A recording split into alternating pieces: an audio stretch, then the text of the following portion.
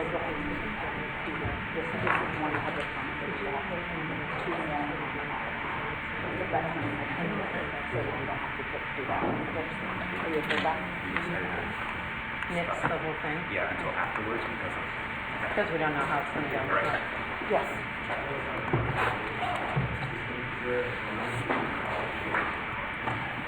Just to make you both aware, the live stream is about a 20-second delay. Okay. I can get, Kelly, can you help me dial? Will you tell me her phone number in just a half a minute, or tell Kelly? Tell her we'll call her in.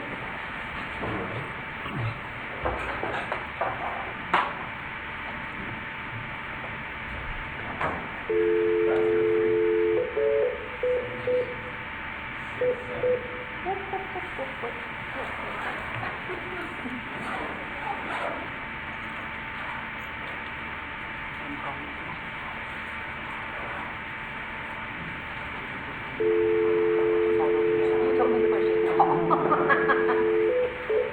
You did. 727.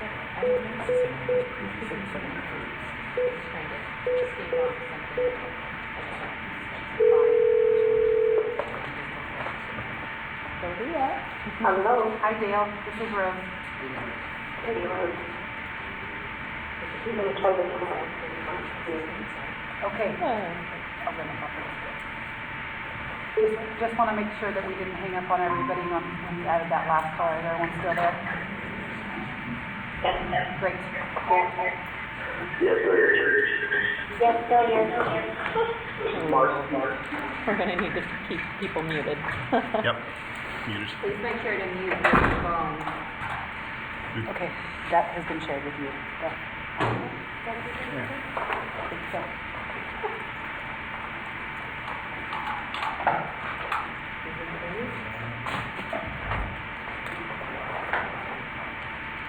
All right, we are starting our board session.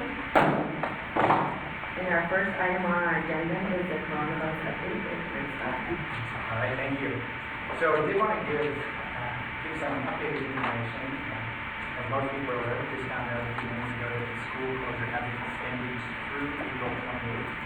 And in light of that information, as well as provide the board with just some background on some of the steps that we've taken today, I just wanted to share some information. First, I think the first thing I want to mention is that we continue to follow the guidance of Oregon Health Authority, or the governor's office, as well as Washington County Public Health when it comes to the recommendations that they're making. So we will continue to do that. They will provide good guidance to us as well this time. And I think following the guidance of the health professionals in the state is a reasonable course of action for our school district. Also want to let you know that we have provided our staff members with the opportunity to work remotely from home if that fits their job situation. We have another group that are taking advantage of that already, and we hope the next couple of days that the number of people participating in that option will continue to grow.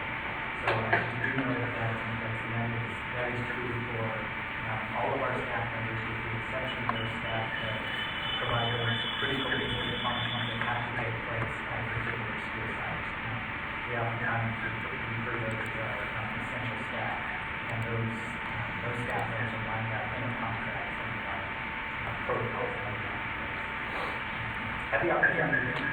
Had the opportunity to be on a phone call with someone to Chamber of Commerce, the Hillsboro Chamber of Commerce, as well as the City of Hillsboro, and a number of other city partners that are concerned about the well-being of the community during this time.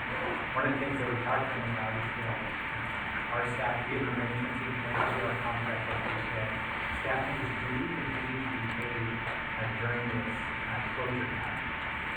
We have a contract language indicates for our non-licensed staff members that they would make up the time, and we will continue to be creative about how that time is made up, but they will continue to be paid throughout this entire closure. So we just want you to know that in case you get questions.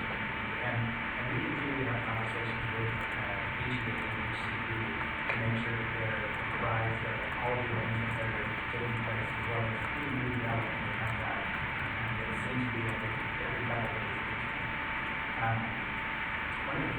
that we've been advocating for is when it comes to those essential services in the community, or throughout the state when essential services are defined, we want to make sure that our school construction is considered an essential service.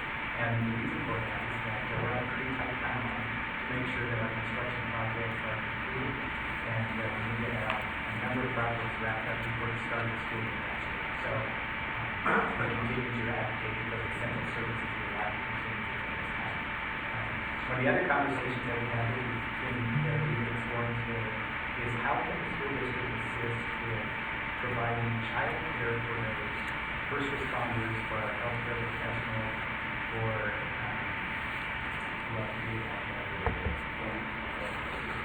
home child care providers. There was a community members that work with the elderly, and so we're exploring now, and we're having conversations around how can the school district help to supply those, help to meet those child care needs that we know are out there in the community. We know that it's incredibly important, and our healthcare workers and the other folks I mentioned continue to be open, and we don't want child care to be very so we continue to do that. I have a question on the construction stuff, if you would. Yes. So I know this is unprecedented, nobody knows, nothing like this has happened before. So just wondering, do we know if it's possible to get extensions on the time limit on how long we have to set the bond if life has to be changed? I'm looking at Michelle and Adam, so here we go. We have not, there really are no, there's no penalty if you don't meet those criteria. Can you hear me, Mark? Can you hear me? we can't hear Yeah, Yeah. okay. Let's go with People on watching the feed are also saying they're having a hard time hearing, so if we could all maybe speak up, Yeah. that would be great. Is there another? I got it. Okay, this is Adam. The question was, are we eligible for any extensions from the federal government around the timing on the expenditures of the bond? The way the IRS regulations read, we are required to have a good, we have to, in our best estimate, be having spent 85% of those bonds within the first 36 months.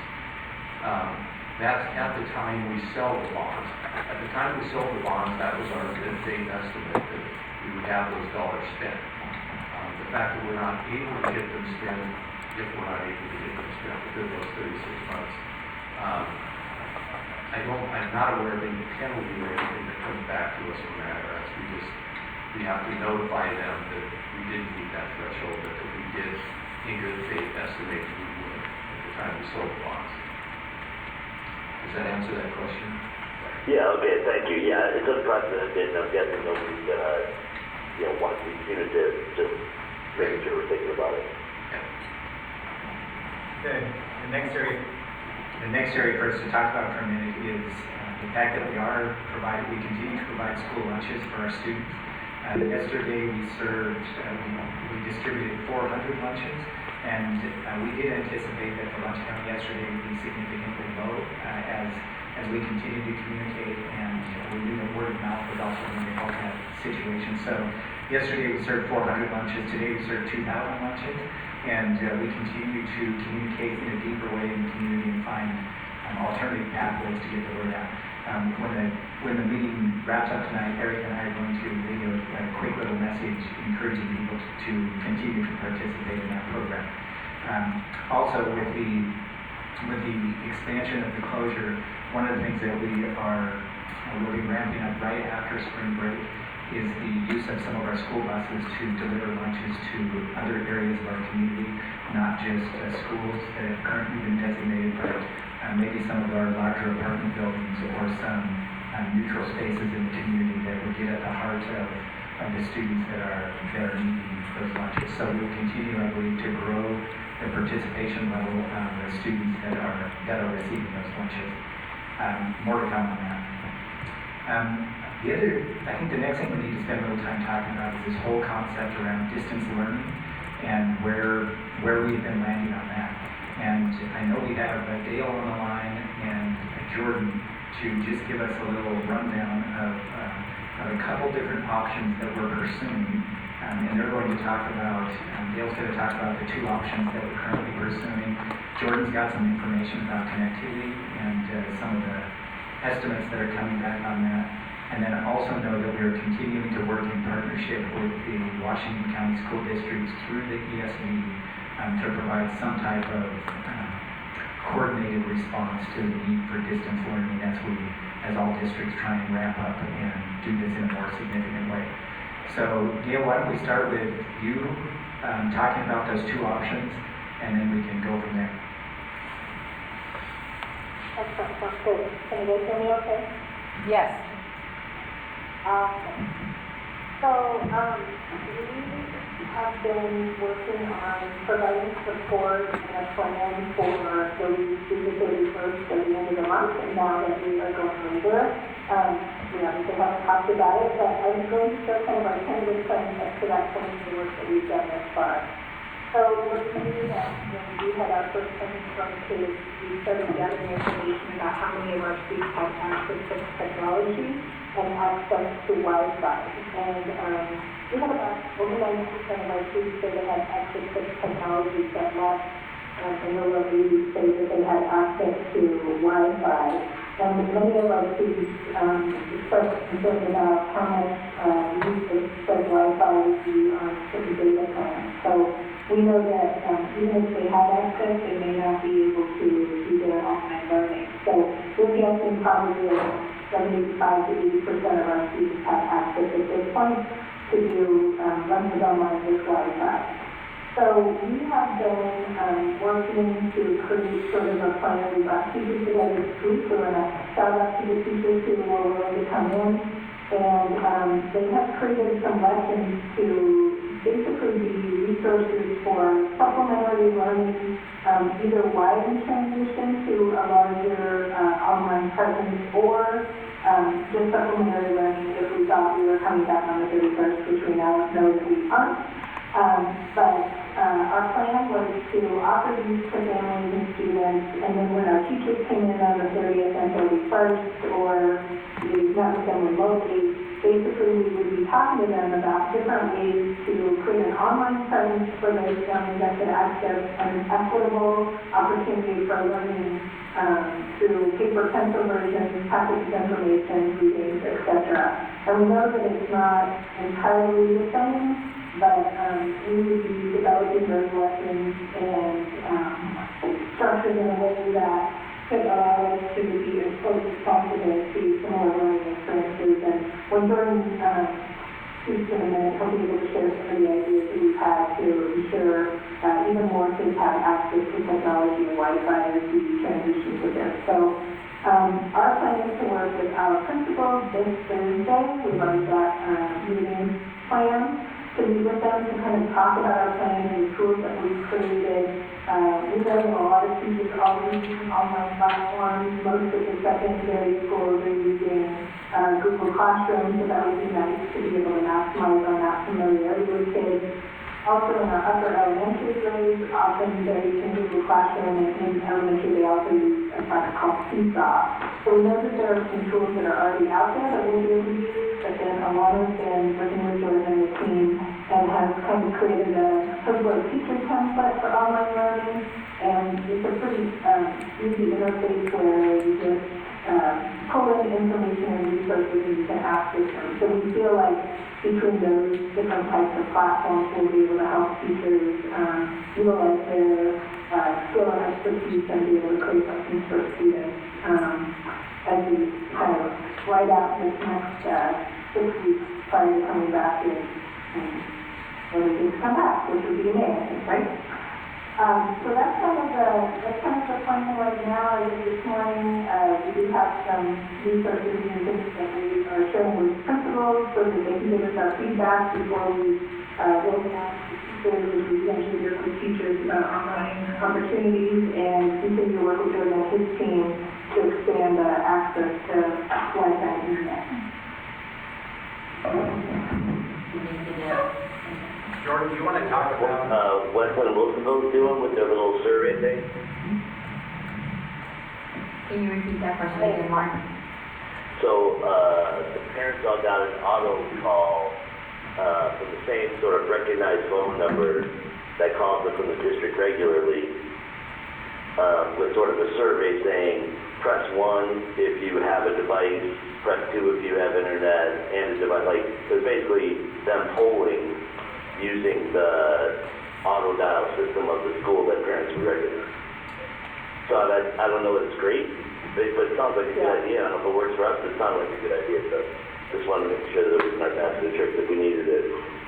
Yeah, that's a great one. Yeah, we just sent out, many of our high schools sent out, similar to the normal email that we would get from each school, so that you could click on if your student hadn't already been in school. So I think the next step will be helping our teachers, we'll have to organize that, I think, in case it's a little easier to track who belongs to whom, but in our middle and high school, really the structure to identify which students do we know have this resource and which students do we not know have this resource, and which ones are we sure don't have the resource. So we can begin to tackle a plan to support them.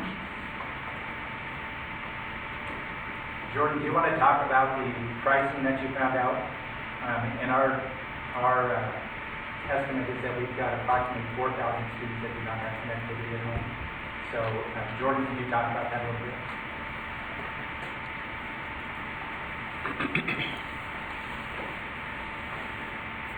He's on the hangout here. You did make it. Oh, can you hear me now? Yeah. Yes.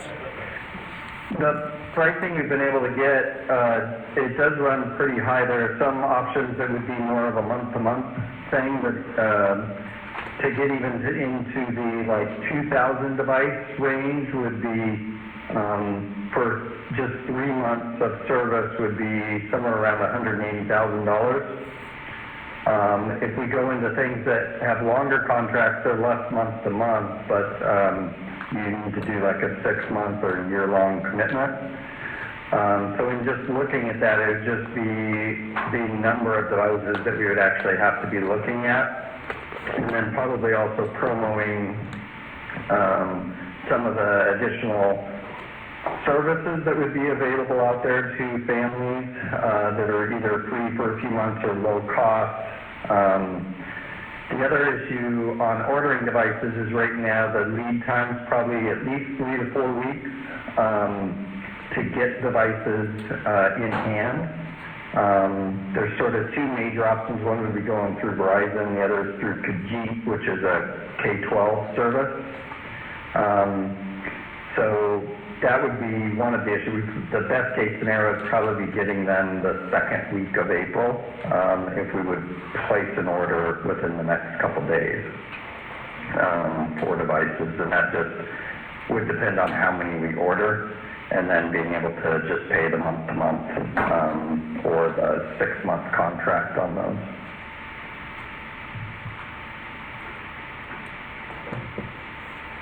Thank you, Jordan. Are there any questions regarding the plans that we've made to this point?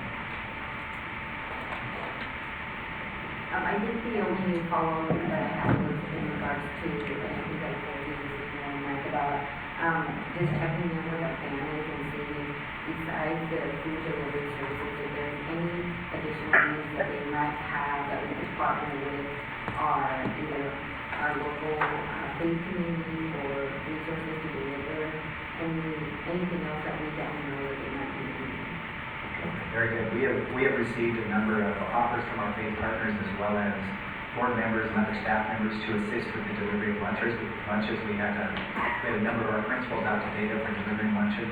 So we continue to forward those offers to Nate, who is our nutrition services director. And so we continue to share that information.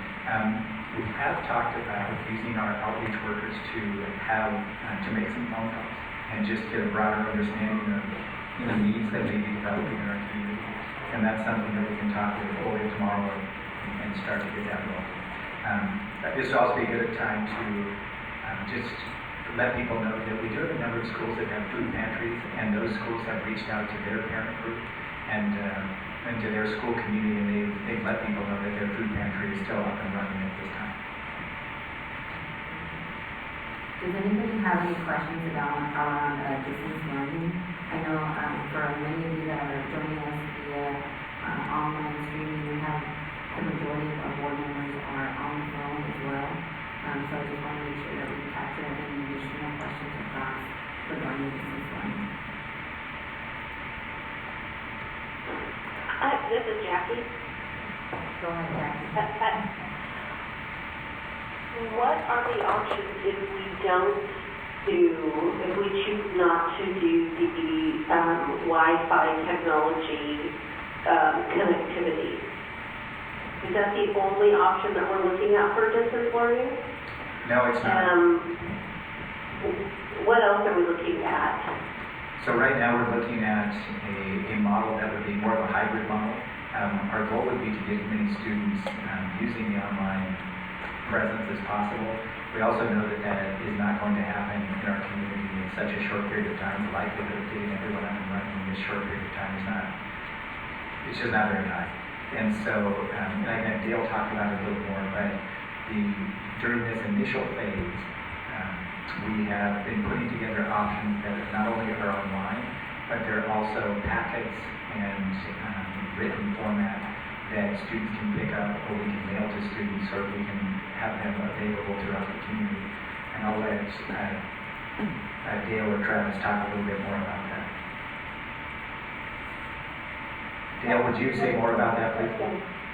Yeah, absolutely. That is a great question, and we know that a lot of the resources from the video, direct instruction, even like screencasts that our teachers can make, if they can access those online, that would be beneficial and helpful. But we also want to make sure that our students who don't have that resource can also access the learning. So even in this developmental phase where we've just been creating a supplemental resource, we've asked our teachers to attend to students who may speak a second language, so we're producing in both Spanish and English, as well as students who can access technology for a short time, like to borrow someone's phone or go on a computer for a quick 5-minute video, or to spend time really interacting with technology. And then students who may have resources at home in terms of older siblings or parents that can teach them, and then to don't. So we try to make it as accessible as possible.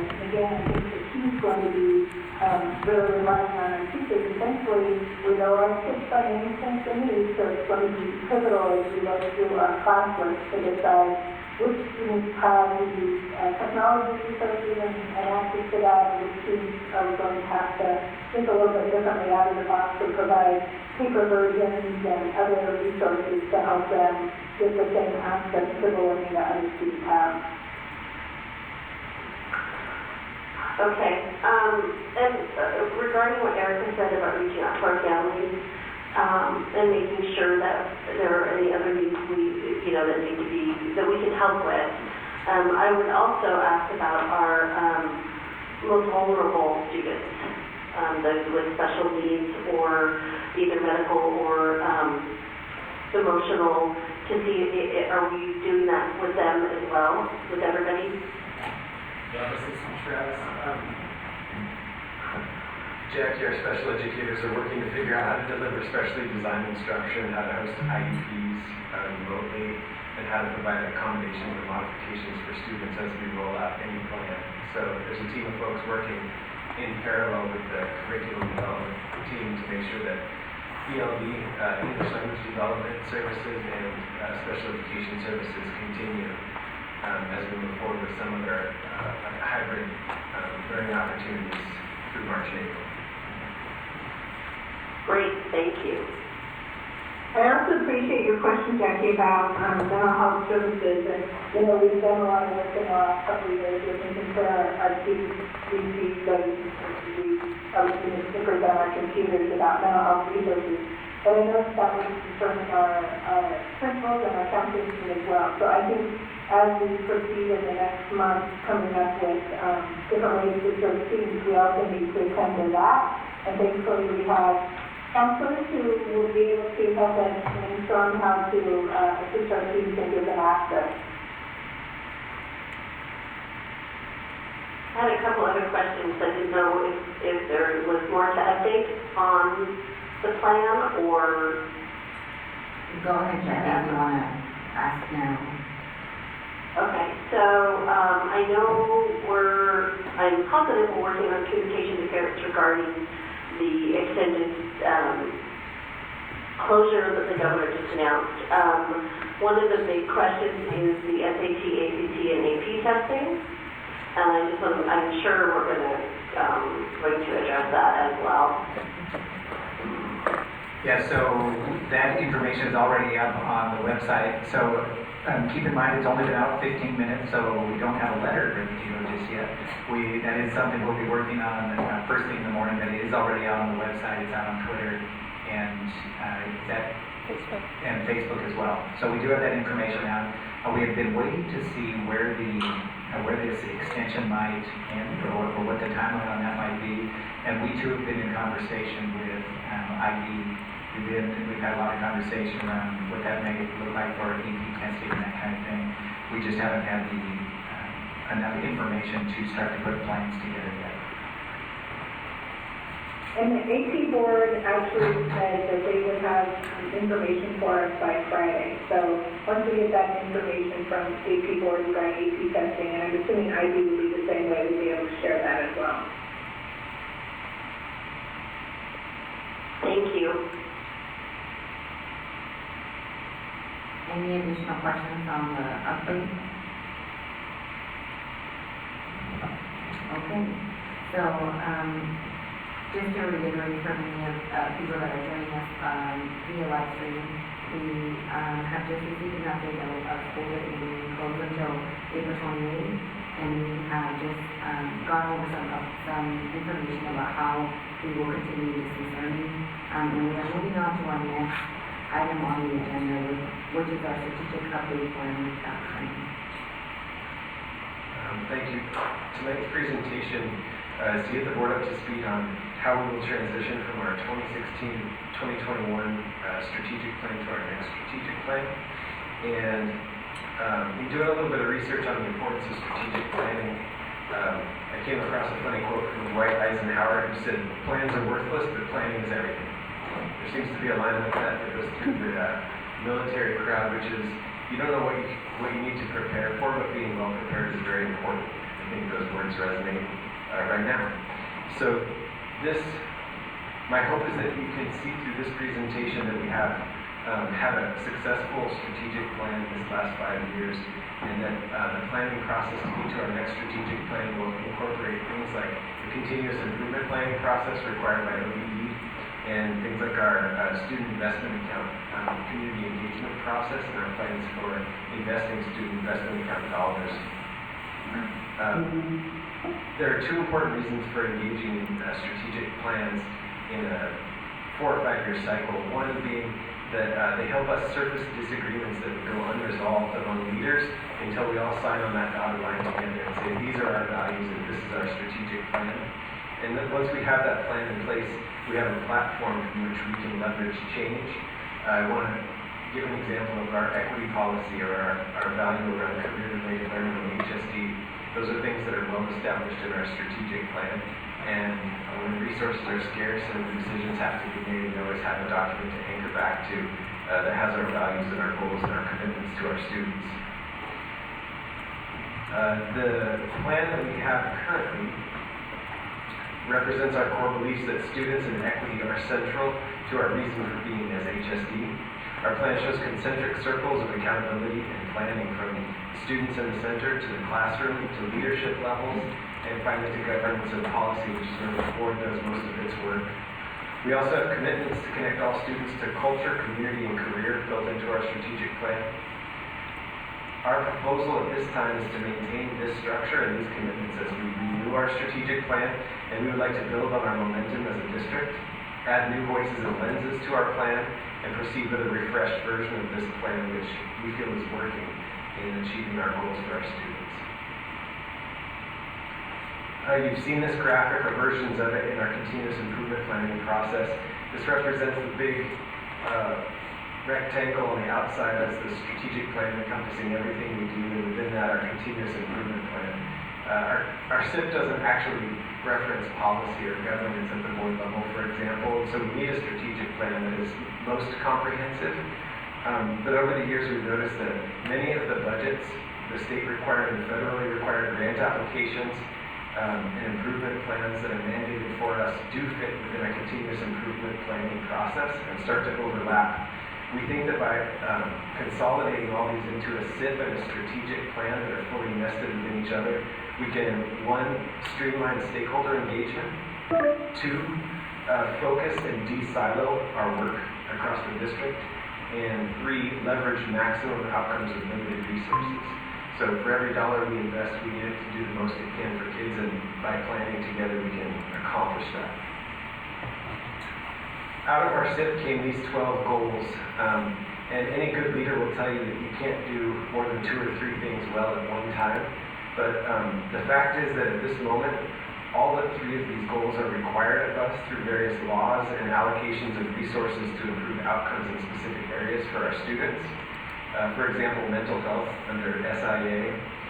And then 3 of these goals are clearly just HSD community priorities, including access to preschool, diversifying the workforce, and investing in digital learning. So we would propose that these goals, or the next iteration of these goals and their theories of action that are built into our SIP, be the measurables for our next strategic plan. So this is difficult to describe, but I'm going to try to show a timeline where our accreditation, our strategic plan, and our SIP process start to overlap. So our advanced ed accreditation is good through June 30, 2021. That's been a 5-year accreditation for our entire system. Our HSD strategic plan is good through 2021 as well. And our HSD SIP, which is a 4-year plan we entered into in the 2nd year of the first biennium of that plan, is good through June 30th, 2022. So our proposal at this time is to plan for a renewal of the HSD strategic plan in fall of 2021, adopted as the 2022-2026 HSD strategic plan, which would synchronize us with ODE's 4-year SIP cycle. You can see that in the rectangle to the right. So our strategic plan, which includes the circles of leadership, the SMART goals generated by our SIP from pre-K to career, as required by ODE, would merge into an HSD strategic plan that lasts 4 years, coinciding with ODE's SIP cycle. And for those who really want to see it spelled out like I wanted to, this graphic shows the arrows at the bottom of where our advanced ed accreditation, which is now a new company called Cognia, would sunset, the new accreditation would take place, as well as our SIP planning process. SIA is another example of synchronized processes. So our engagement of our community moving forward with students, families, and staff shouldn't be about what goals should we have. It should be about doing root cause analysis and getting key change ideas from community stakeholders that will help us achieve our goals for our students. Our process shouldn't be about where are we going, but instead, how are we doing for each student and how do we improve our practice? And that's what our SIA work has been about this year.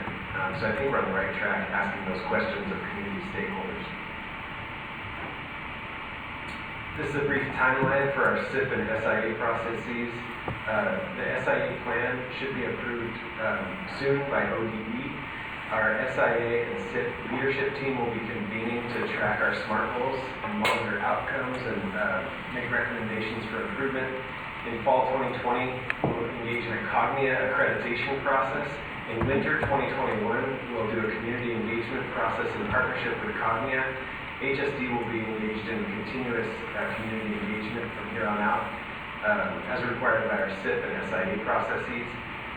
Spring of 2021, a Cognia accreditation renewal will happen, and it will establish priorities for improvement for us. And then those will be folded into an HSD strategic plan renewed for 2022 through 2026, which will also double as our continuous improvement plan. Happy to answer any questions about this at this time.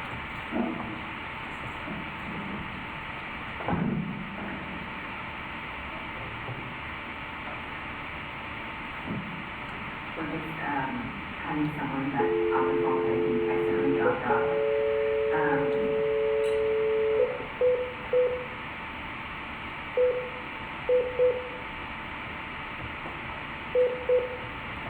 to do that, I just wanted to ask Travis, I know that the timeline you had on the previous slide showed us aligning so that we're, can you bring it back up? Well, you reached Mark. Leave me a message and I'll return your call.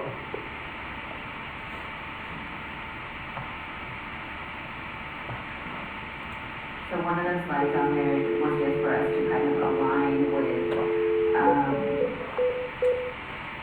OEP, so that we're on the same 4-year plan, is that accurate? Okay.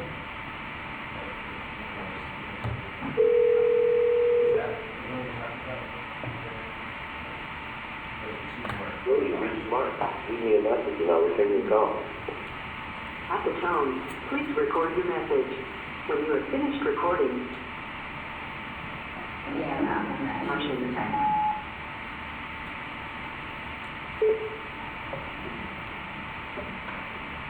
Does anybody else on the phone have any additional questions about our strategic plan? I did. That test was so long ago. I'm actually still here. Okay, there you go. Thanks, Mark.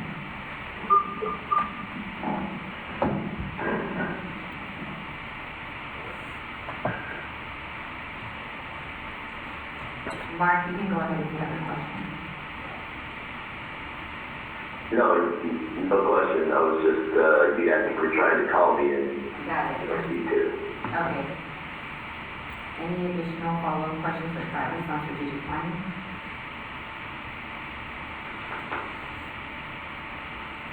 Okay. Hey, Tom, this is Lisa. Okay, go ahead, Lisa. I just wanted to say that I really appreciate being in there, having a goal around the identification percentages for our both our TAGers and also our students with special needs. When I saw that on the slide, I was just excited to see it there, so thank you. You're welcome. Thanks for the recommendation. Okay, we're moving on to our next update with Adam Stewart, which is our demography report. Thank you. Thank you.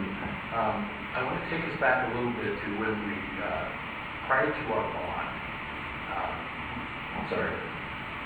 prior to passing the bond, we have historically had a demographic study done about every 5 years, and it was prior to this always by the Portland State University Population Center. And we moved on from them about 2 years prior to our bond and hired Davis Demographics, which is a firm that has a little more in-depth process that they use for analyzing demographics. And so I want to go over kind of what that process looks like and why we think it's important. So the agenda for tonight's meeting is just to review the latest demographic report, to talk about the district and school level projections, and then kind of the major factors that influence that, and then the next steps we're going to take. This is some more information about why this is important, and I think as we go along, you're going to understand why it's even more important now with this latest report. But this is going to help us inform decisions around how to best serve students, where future school sites might be, what those boundaries are going to look like for our new schools, and then the timing for future bond programs. So this is kind of in a broad picture how Davis Demographics goes about doing their enrollment projections. The three major factors that they look at are birth rate data, so how many babies are being born in our school district. Mobility factors, those are the students within our system matriculating from one grade level to the next, and then the student yield factors for those new residential units. How many students, how many kindergarten, or how many elementary school, how many middle school, and how many high school students we expect from each of those new housing units, depending on where they're being built. So this is kind of the reason that this is more important now probably than ever. the blue line, if you can see the blue line, which is on top of this picture, If you are satisfied with your message, press 1 to listen to your message. Press 2 to erase and Yep, I got you. Hold on. press 3.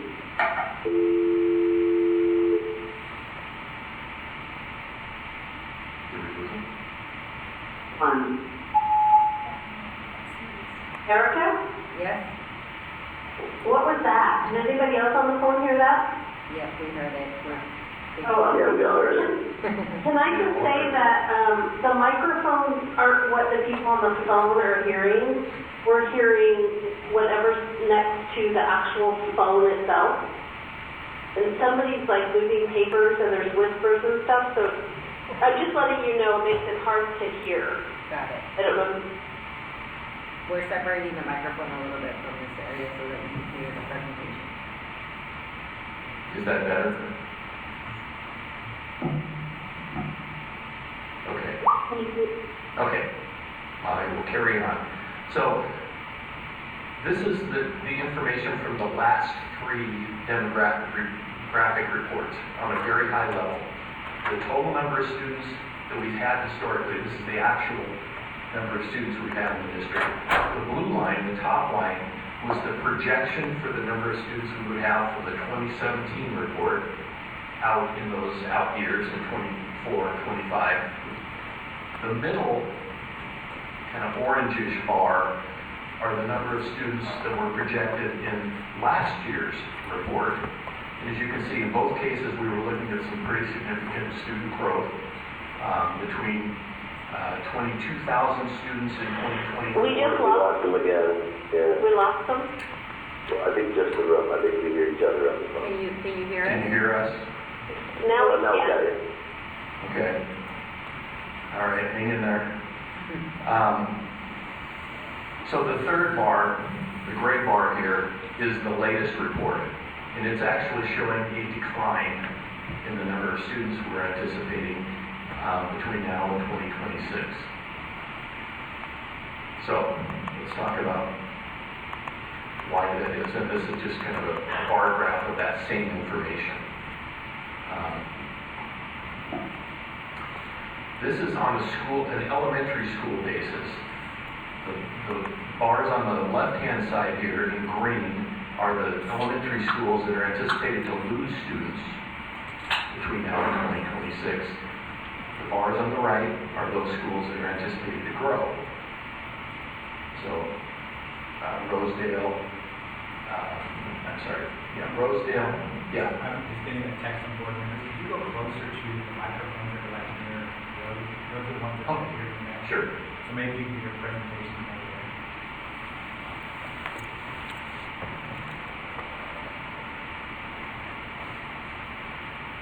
Okay, is that better?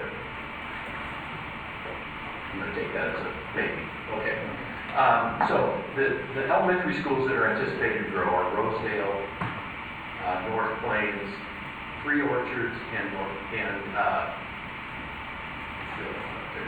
Farming. So the good news is that the growth is happening in those areas where we're building new schools. So Rosedale, North Plains, Three Orchards and North Plains are both in the Glencoe Green Feeder Group. We're expanding capacity there. Obviously, we're building capacity in South Hillsboro. We have the same information at the middle school level. Again, Evergreen Middle School, where we're expecting the big growth and where we're adding capacity, and then the rest of our middle schools, and at the high school level. Hill High, obviously, with the South Hillsboro, and then Glencoe. Again, those are the buildings that we're expanding. Maximum time permitted for recording your message. If you are satisfied with your message, to listen to your message, press 2 to erase and re-record. Press 3. I don't know, we're hearing it too, but did we lose you? No. Okay, good. Okay. Maximum time permitted for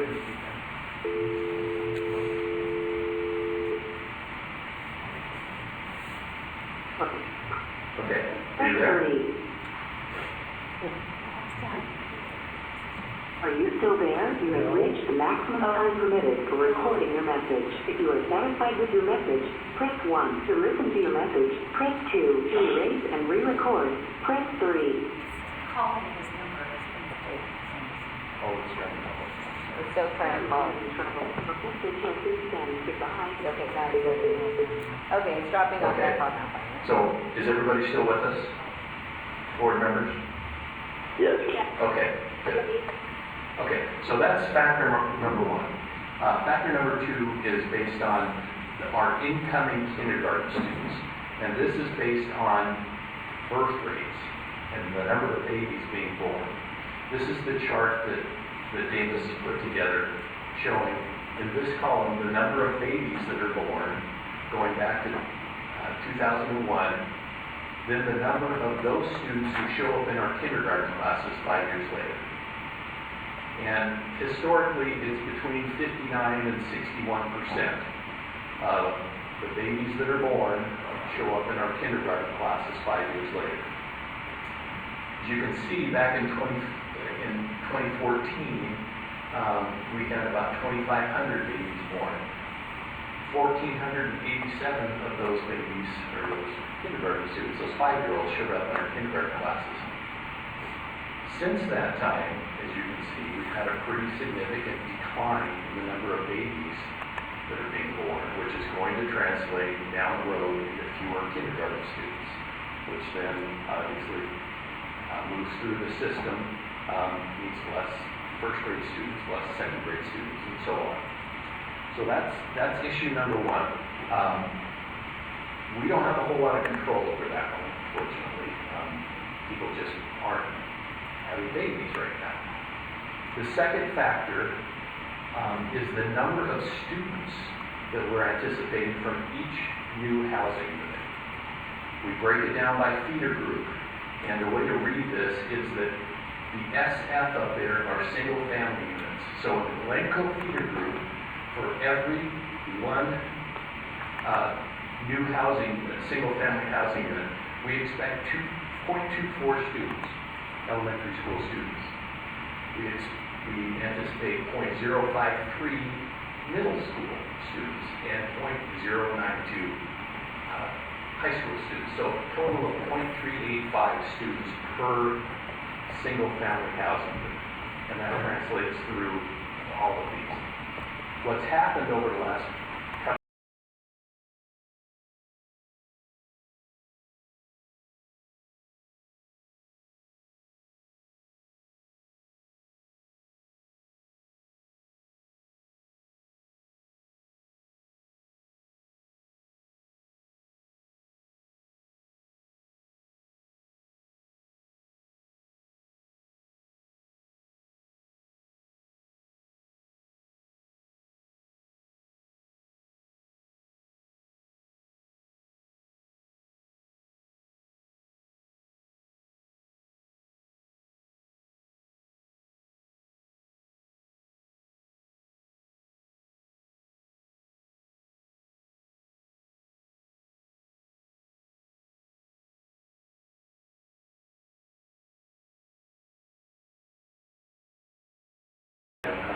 I'm hopeful that those numbers will go up.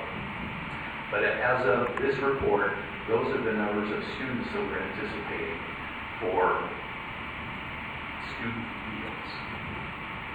And this is the comparison of the number of students from the 2018 report and the 2019 report.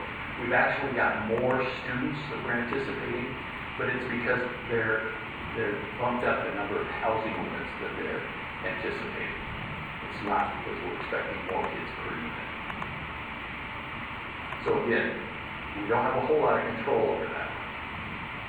The third piece, and the one that has been most puzzling to me, and the one that we're working on, hoping that there's something we can do about it, is the student mobility factor. This is a comparison of the 2016-17 mobility, and I'll get to what that is in a minute, to the 2019 mobility factors. This is the number of students, let me start over here. In the Century Feeder Group, for every one kindergarten student we had 1.06 first graders. So the class size grew over time. Great is good. That means that we're getting more kids as students kind of move through the system. You'll notice that in 2019, there's a whole lot more red. That means that we're losing students during their time with us. So we have fewer second grade students than we had first grade students, and so on. In some of our feeders, it's a pretty across the board kind of thing. Where we once were pretty green and we were growing, we're now seeing a pretty significant shift to students leaving our system.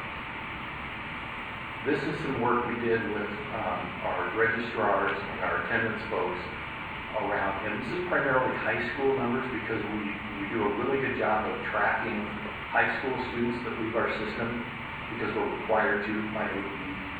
As you can see, we've got a pretty big and pretty consistent picture of students who leave our district for another district, who are being homeschooled, who are moving to another state. But there's also a big number here of unknown. We don't know what's happened to those students.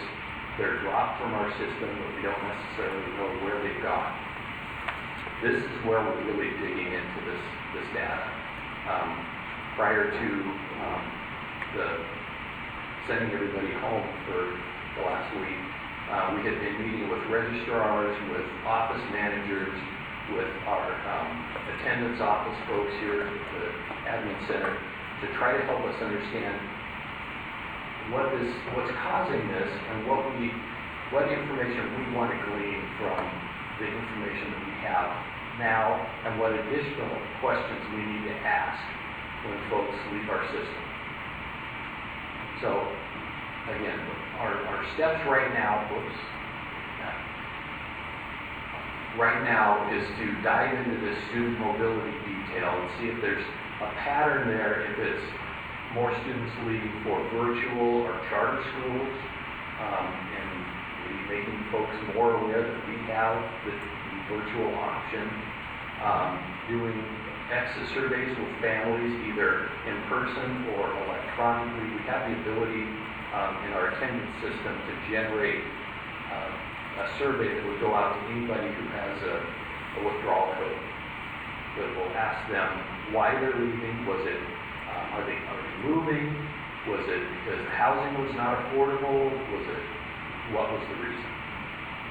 We're also working with the city, the county, with Metro to try to help us identify what those factors are that are causing folks to leave our district. It's not a Hillsboro issue, we know that, because, well, in fact, I don't have this one. We have looked at what other districts in the region have been experiencing, and they're also losing students. We're just losing them at a higher percentage. So we're trying to figure out why that is. We had a chance to meet with our principals last week to get their ideas on this, and we'll continue to follow up on that. And then this is obviously going to have an impact on future capital projects and potentially on the boundaries that we draw for the new building in North Plains, the new building in Brookwood, the new building in South Hillsboro, and then future bonds. If we don't need the schools we thought we were going to need, or we won't need them in the time that we thought they would be needed. So, again, this is relatively new information. In fact, we just got the final report this morning. It was, I think Rose put it up on the website today, or for the board anyway, to look at. But we're going to continue to dive into this information to see if we can figure out exactly what's happening with our students that are currently in our system and don't return.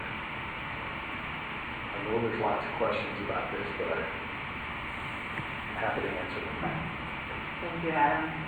We'll start with people on the phone first if they have any questions.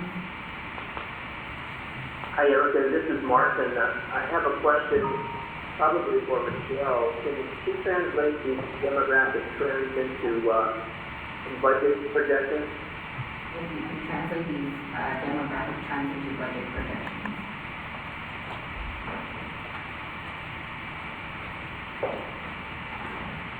Hi, Marlon, thank you for asking.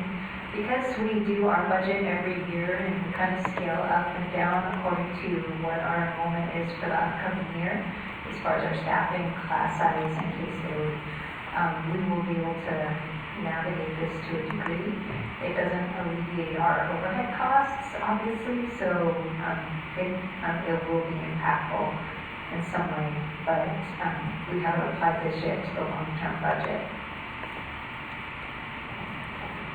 I'd also point out that the way the state school fund formula works is that they look at the higher of the current year or the prior year for enrollment. So we're always kind of tracking back to the prior year if we're in a reduction mode. So there is a little bit of a fallback for us in terms of the direct impact on funding.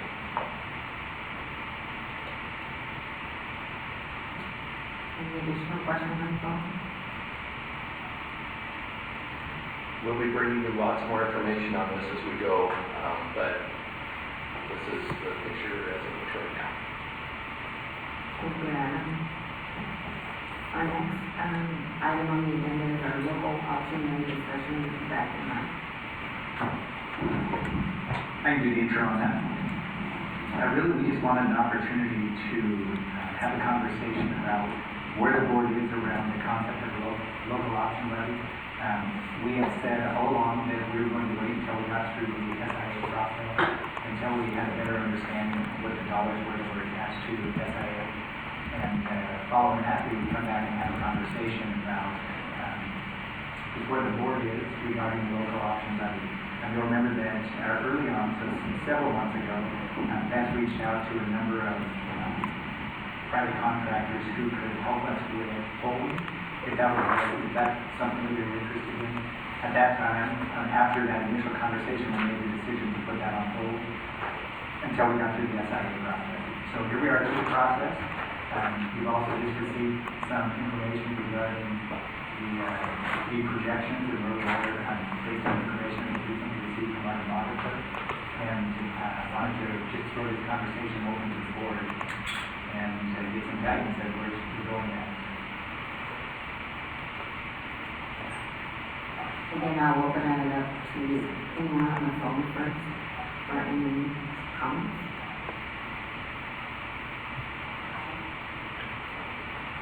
I hate the idea of, keep continually kicking things down the line, but, we're in the middle of a health emergency, and I mean, it just seems like probably the wrong time to be asking people for more money, right?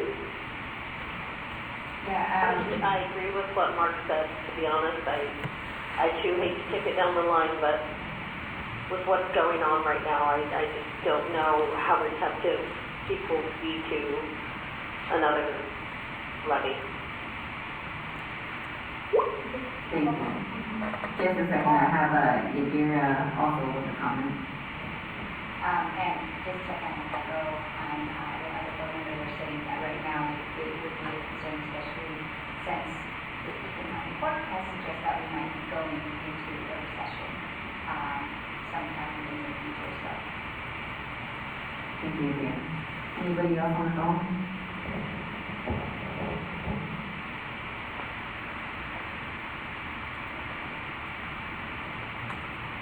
Okay. So seeing no additional comments, I think at this time, what I'm kind of hearing is because we are dealing with an unprecedented event right now, that we might have to push this conversation further, where we think that there might be a better economic benefit for us to do this in a later time. Thank you. Our next item on the list is our job description update with Carl Williams.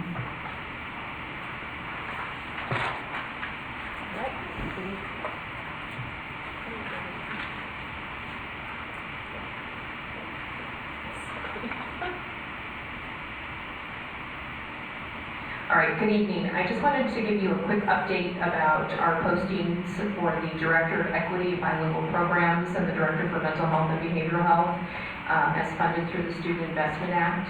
And you can see we put links in there for the job descriptions. We are amending the process as we are in our current situation. And so we have been able to post and start the screening process for both of those positions. And we have been using phone conferencing and teleconferencing opportunities to be able to connect with potential candidates in the process. And we're also working with tech services to create an opportunity to either use Zoom or Google Meets to keep the process moving forward, because we're very invested in this interview process for both of these very important administrative positions. Are there any questions? Any questions on the phone? Thank you, Connor. I know that right now this is really something that we're trying to get ahead of. Once we are done with our current situation, which at least in around the world we will be in a later time, but we want to make sure that we are ahead of the curve when it comes to attracting and retaining employees to HSD and making sure that our slots are filled. So thank you for finding innovative ways of interviewing and attracting people to apply to HSD. Absolutely. Thanks for that feedback. Our next item on the list is to discuss and review our board meeting process, and this is with Mike and myself. All right, I can kick it off. A couple months ago, Erica asked that we have a conversation at the retreat. The retreat has changed a bit from what we originally pictured it as, but she asked that we have a conversation just to get some feedback on how board meetings are going, and just to give us an opportunity to have a conversation around any big course adjustments that would be helpful for us to make, any patterns that would need to change. But we really just want an opportunity to review how it's going and to then continue through the rest of the year. Craig, do you want to talk about the survey? So one thing that I realized as I was also attending OSBA was just how being the board chair. Yes. Could you speak up just a little bit? Sure. I'm gonna move towards the speakerphone as well. Sorry about that. So one thing that I was that I learned about going through OSBA was also just about board chairmanship and how there isn't really a mechanism right now that is across the board for all school districts to get feedback around how to be an effective board chair. So one of the ideas was to create a survey to ask my fellow board members about how we are, especially myself this first year, but how am I conducting as a board chair, how to be an effective board chair, and hopefully utilize that as a template and maybe tweak it in the future years for the next person that becomes board chair. I think it's a really good opportunity to get professional feedback, but to also have an avenue to address anything that maybe we can't work through in a regular meeting, but we can get feedback to the board chair about how to be more effective. So in the board update, you all received a survey that you're able to provide information or feedback to myself about how to do that. So that's one thing. And then we have the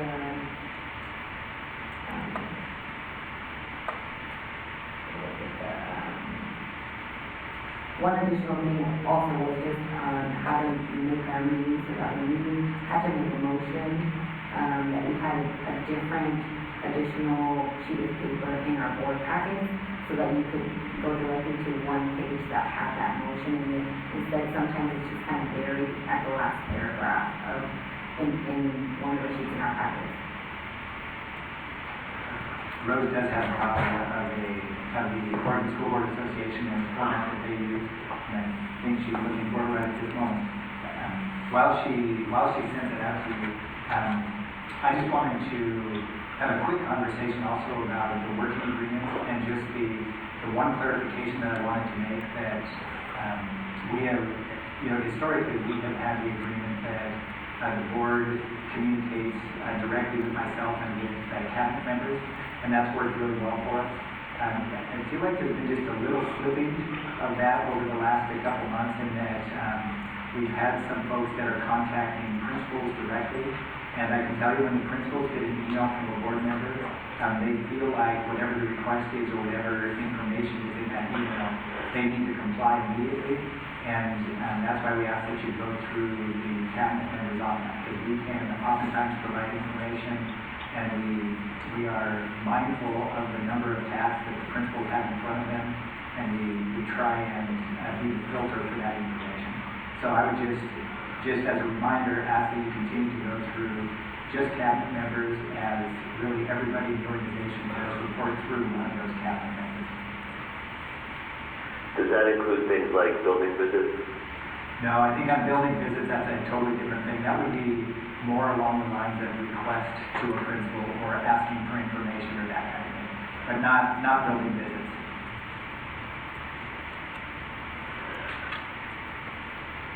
Does anybody have any questions? Go ahead, Debbie.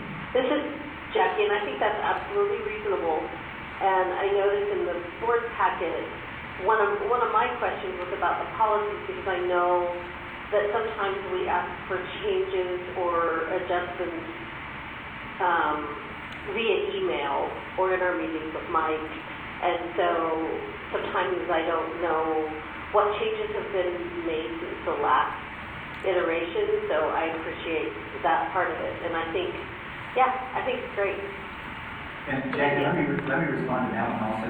Oftentimes, what there's been times over the last several months, especially as we've gone through just the number of policies that we've been grinding through over the last number of months, that oftentimes we will get a request or, hey, change this wording here or change this wording there. And we've just been doing that. And oftentimes they're just little things that aren't very consequential, but we've talked in cabinet about our need to stop that as well. And what we will do is we will take the suggestion and make sure we bring it up to the entire board so that there's an understanding of what's taking place there. And I think that's also similar to, like I mentioned a couple months ago, oftentimes in a work session there's a request made by one board member, or there's a board member that asks for a certain thing, and typically we're responsive to that. And I think what we probably need to do is just have a pause and make sure that's information or an action that the entire board would like to see accomplished prior to just jumping on that. And I'm just putting that on myself. We've had such a positive working relationship with this board that it's been easy to accommodate all of those requests and those suggestions. But I think just out of respect for the rest of the board and keeping them in the loop, I would be better and more diligent about making sure that if there's a request that's a desire that is held by the entire board, or if there's a suggestion to a policy change or some wording, I'll make sure I bring that up in the meeting.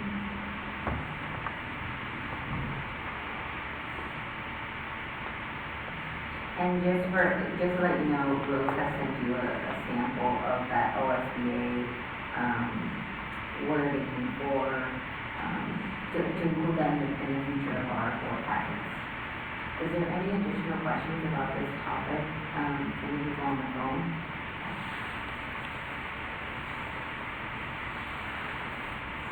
Okay. Can I say one more thing? One of the suggestions that at I want to say it was our retreat over the summer, and we talked about it over the last couple of years, is that we continue to give greater clarity on when it's time to make a motion, and we give greater clarity on what would that motion exactly call for, and what's the right way to say it, and what's the right process on that. We're interested in piloting for a couple months a process that would even provide greater clarity on that. So look for that in the next 2 months, and Erica and Martin and I will go over that at our next planning meeting. But it's just something we want to try and see if it makes it clearer and if it makes it easier for the board members who are making those motions or who are wondering what the next steps are. Erica, did you want to add to that?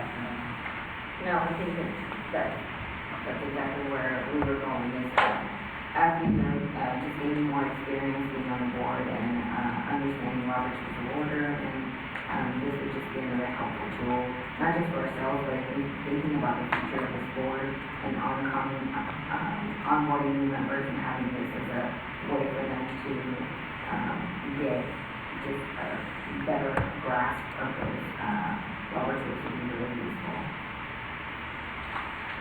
So if there aren't any further comments, that's our last item of our work session, and so we're going to go into a brief recess. Do you want to do discussion time? Yeah. So before we go to our recess, we'll go ahead and do discussion time if any of our board members have something to add.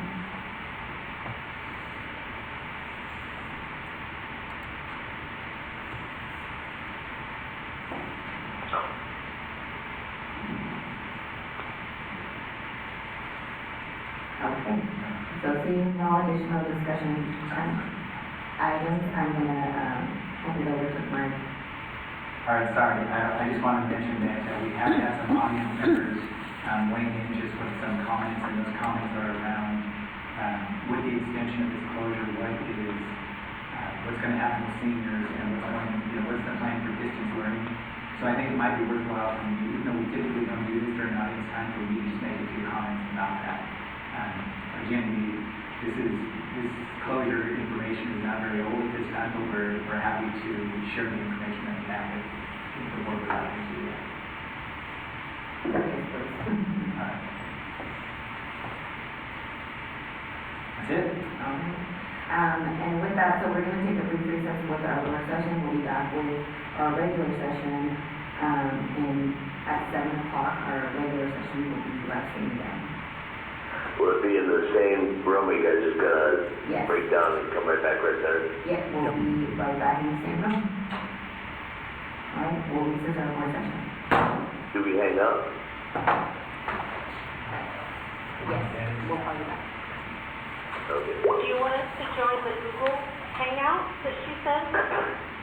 Do you want to try that? I think that the student reps are on that and not having any issues at all. So I think it might be worth a try. Absolutely, okay.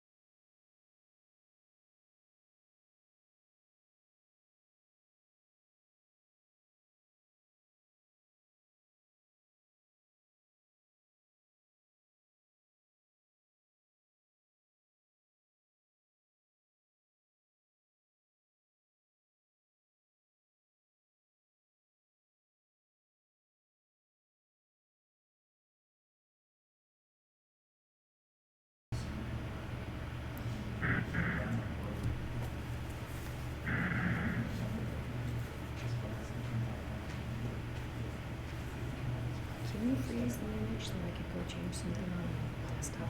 Is that not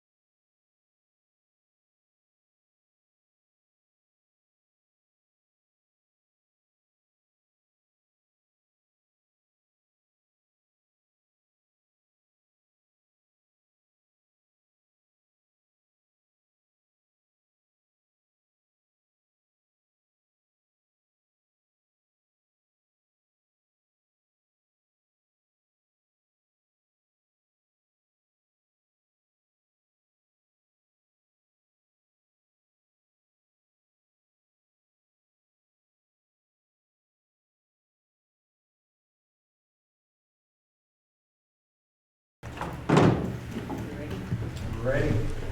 And let Dustin get Hey, Justin, Yes. can you turn the screen around so we can see like Mike and Erica? The camera?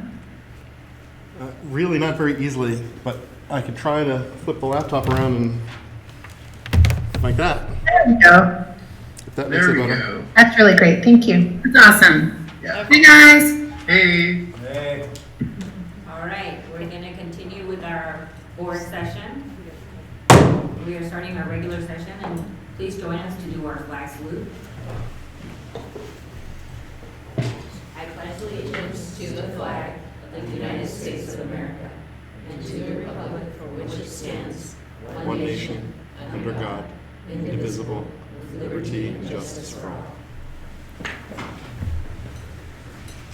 Our first item on the agenda is our recognition. And we have 3 recognitions or proclamations that I wanted to read for us today. The first one is in honor of our Classified Employee Appreciation Week. In honor of Classified Employee Appreciation Week, March 2nd through the 6th, the Board of Directors would like to publicly thank over the 1,200 men and women who fill the critical roles of educational assistants, bus drivers, cafeteria workers, maintenance technicians, custodians, office support staff, and many others for the Hillsboro School District. Your often unsung work behind the scenes support teachers in delivering instruction, diverse talents, and tireless dedication to our community students is invaluable. Your contributions to the Hillsboro School District are valued and appreciated. Please join me in thanking our classified staff and recognizing them during Classified Employee Appreciation Week. And I think it goes without saying that, especially right now, we are truly, truly thankful to have our classified employees on the front lines of all this work. Our next appreciation is for proclamation, is for our Women's History Month. The Hillsboro School District celebrates women of every race, class, and ethnic background that have made historic contributions to the growth and strength of our community in countless recorded and unrecorded ways. The Hillsboro School District honors women that have played and continue to play critical economic, cultural, and social roles in every sphere of the life of our community by constituting a significant portion of the labor force working inside and out of the home. The Hillsboro School District acknowledges that women have played a unique role throughout the history of our community by providing the majority of the volunteer labor force of the community and school district. The Hillsboro School District recognizes that women of every race, class, and ethnic background served as early leaders in the forefront of every major progressive social change movement. Women have been leaders not only in securing their own rights of suffrages and equal opportunity, but also in the abolitionist movement, the emancipation movement, the industrial labor movement, the civil rights movement, and other movements, especially the peace movement, which create a more fair and just society for all. The Board of Education and the Hillsboro School District do hereby proclaim the month of March 2020 to be Women's History Month. We urge all community members to join us in recognizing the many contributions and achievements of women to the development and prosperity of our community. Our next proclamation is regarding community involvement. The Hillsboro School District recognizes that parent and community involvement is a significant factor in the success of schools. By becoming a volunteer, parents and community members are providing an invaluable contribution to the education of our students. The Hillsboro School District appreciates the service of dedicated volunteers to assist professional educators by offering their time, encouragement, and meaningful contact with students. The Hillsboro School District acknowledges that volunteers are called upon to assist teachers and staff with the day-to-day activities involved in providing a balanced education for our students and are an important part of a team that strives to ensure that each one of our students succeeds. The Hillsboro School District thanks our volunteers for spending innumerable hours serving our schools as chaperones, mentors, after-school tutors, club leaders, booster club members, PTA and PTO members, guest speakers, classroom helpers, athletic coaches, and in countless other ways. The Board of Education of the Hillsboro School Districts do hereby proclaim the week of April 20th to the 24th, 2020 to be Volunteer Appreciation Week. We urge all community members to join us in recognizing the many contributions and achievements of volunteers to the development and prosperity of our community. Thank you. Our next item on the agenda is our approval of the agenda. I am looking for a motion. I move to approve the agenda.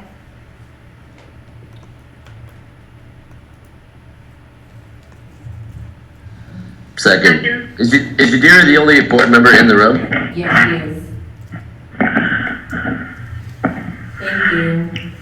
So it has been moved by Yadira and seconded by Mark. Is there any discussion? Okay, all those in favor signify by saying aye. Aye. All those opposed? Aye. Okay, the motion carries. Aye. And just so we're aware, there's a little bit of a delay with our phone, our Google Hangouts, which the majority of our board members are joining us online. So our next item on the agenda is our consent agenda. And I am looking for a motion. Did you want to do audience time? Oh, sorry, I was almost, yes. Let's do audience times because we did get some audience comments beforehand. So let me just read our public statement. Public participation in board meetings is governed by policy BDDH. Visitors who wish to speak before the board must complete an intent to speak card, which today is available online via emailing our executive assistants, Rose Roman. Comments concerning a public agenda items are limited to a designated place on the agenda unless otherwise authorized by the board. Comments about non-agenda items will be heard at this time. Speakers should state their name and, if speaking for an organization, the name of the organization. A spokesperson should be designated to represent a group with a common purpose. 3 minutes will be allowed for an individual speaker, 5 minutes will be allowed for a visitor who's speaking on behalf of the group. Speakers may offer objective criticism of district operations and programs, but in public sessions, the board will not hear comments regarding any individual district staff member. Commendations involving staff members should be sent to the superintendent. Channels for the board's review of legitimate complaints involving individuals include Board Policy KL Public Complaints. If appropriate, the board chair will connect the visitor with an administrator to receive comments regarding personnel. Any hearing conducted before the board regarding personnel shall take place in an executive session. The board thanks all visitors for their presence and input and appreciates the input of community members. We do have some audience comments, which I will have Beth share with us. Okay, thank you. So we have had some comments come in that are more or less in the format of what might be shared with you during the context of a board meeting. And then we have some other questions that have come in, which just given the times that we're in, I think probably makes some sense to try to at least give an initial response to. So first I will read the comments as though you were having somebody right here with you telling you their own thoughts. So this first comment is from Kelly Beal, and her statement reads, "The CDC has issued guidance on mitigation strategies for communities like ours with local COVID-19 transmission," and she provides a web link. "As part of that guidance, Appendix A lists medication conditions that put individuals into a quote-unquote high-risk category. My family, like many other families in the district, has both students and parents that fall into that high-risk category. We are being advised to shelter in our homes, and we are doing so. We were told in the week prior to school closures that online learning opportunities would not be made available to our students at that time. It is clear from medical studies that people are capable of asymptomatic transmission of COVID-19. In other words, the basic screening procedures of checking for fever and cough are not sufficient to keep high-risk students away from those who could be shedding viruses. Should in-person classes resume at some point during the school year, what provisions will be made to allow high-risk students to safely continue their education? Will online learning or correspondence coursework be made available to them as a choice?" All right, right, the second one that came in is from Priscilla Gamora. Dear board members, my name is Priscilla Gamora. I'm the mother of 3 former HSD special education students. They are being homeschooled now. I want to ask you today to review and implement better policies in the HSD special education program. Policies that ensure that every special education student receives equity and proper supports regardless of their race, family income, or achievement. HSD can offer the proper services for special education students, but a lot of times parents of color don't know about those services, and HSD won't mention them or retaliate against staff that would. Policies that protect special education teachers and staff, that propose services that can potentially help special education students without retaliation. Policies that mandate special education teachers and staff to suggest proper supports to all students, according to the best of their knowledge. Policies that protect special education teachers, aides, and staff that report anomalies or IEPs not being followed without retaliation. Policies that mandate the Special Education Advisory Committee to be parent-led. Policies that ensure the safety of special education students severely affected by their disability in self-contained classrooms, as many of them cannot talk or communicate in any way. Policies against seclusion and restraint of special education students. Policies that ensure parents their equally valuable participation in their child's IEP team. Policies that mandate proper training of special education staff to meet the individual needs of students. Many HSD paraprofessionals and aides are undertrained and escalating challenging behaviors in our children. My children are homeschooled now because they were not receiving proper support and safety at HSD schools, and my children are not the only ones being homeschooled for the same reasons. There are many families like ours. And the third comment, let me just pull it up here, is from Harriet Schmidt. High school education during the virus. Please, can you make a more rigorous and thorough plan for maintaining our high schoolers' education during the closure? I expect the situation to last the rest of the school year, and I hope that you have a plan for that. Our kids will be at a disadvantage for the rest of their lives if they miss a half a year out of high school. Don't just push them through and sign them off, but please actually provide what they will need for life. Thank you. And I would say that that echoes some common questions that we are getting. Plans for high schoolers, plans for seniors in particular, end of the year plans, and my guess there is that it means kind of, are we planning to extend into the summer? Issues of childcare, and specifically around providing care for the children of safety workers, healthcare workers, things like that. Distance learning and tips for how parents can help their students. And then the meal program might just bear a repetition from our work session earlier in case anyone missed that. So I could go back down them one by one, just the questions, or Mike, if you're ready. I took a list here. Let me take a shot at answering a number of these questions and just use this as an opportunity to get some information out regarding where we are right now. Eric and I are going to be sending out a video later this evening that will mimic some of the comments that I'm going to make here right now. But just as some initial information, this will not be specific enough to answer all of the questions that were just posed there, but let me just give you some insight into additional information that's coming down the road and have a little bit of a response here. As you know, just late this afternoon we found out that April 28th would be the date at which the closure would be extending through. Now, with that in mind, we created the opportunity for students to participate and to continue to receive lunch and breakfast on some days. And we have information on our website that would indicate where students can go to get lunches on a daily basis. I do know that after spring break, we're going to continue to increase the number of sites where that distribution is taking place, and we will be moving to locations throughout the community that would allow us to get to more students that are in need of those lunches. And there'll be more information coming on that, and that will also be on our website. We'll also continue to push that information out via the robocall, similar to the robocall that was made earlier this morning, as well as our social media channels. So more to come on that. We do have we do have schools that have food pantries, and those food pantries continue to be open. The principals have sent that information out via their own school communities, and do know that to be looking for those pieces of information from the specific schools that do have those food pantries. I want to talk a little bit about the concept of distance learning. We currently have in place, we're working during this week, so these last couple of days, we're working to provide supplementary materials for our students.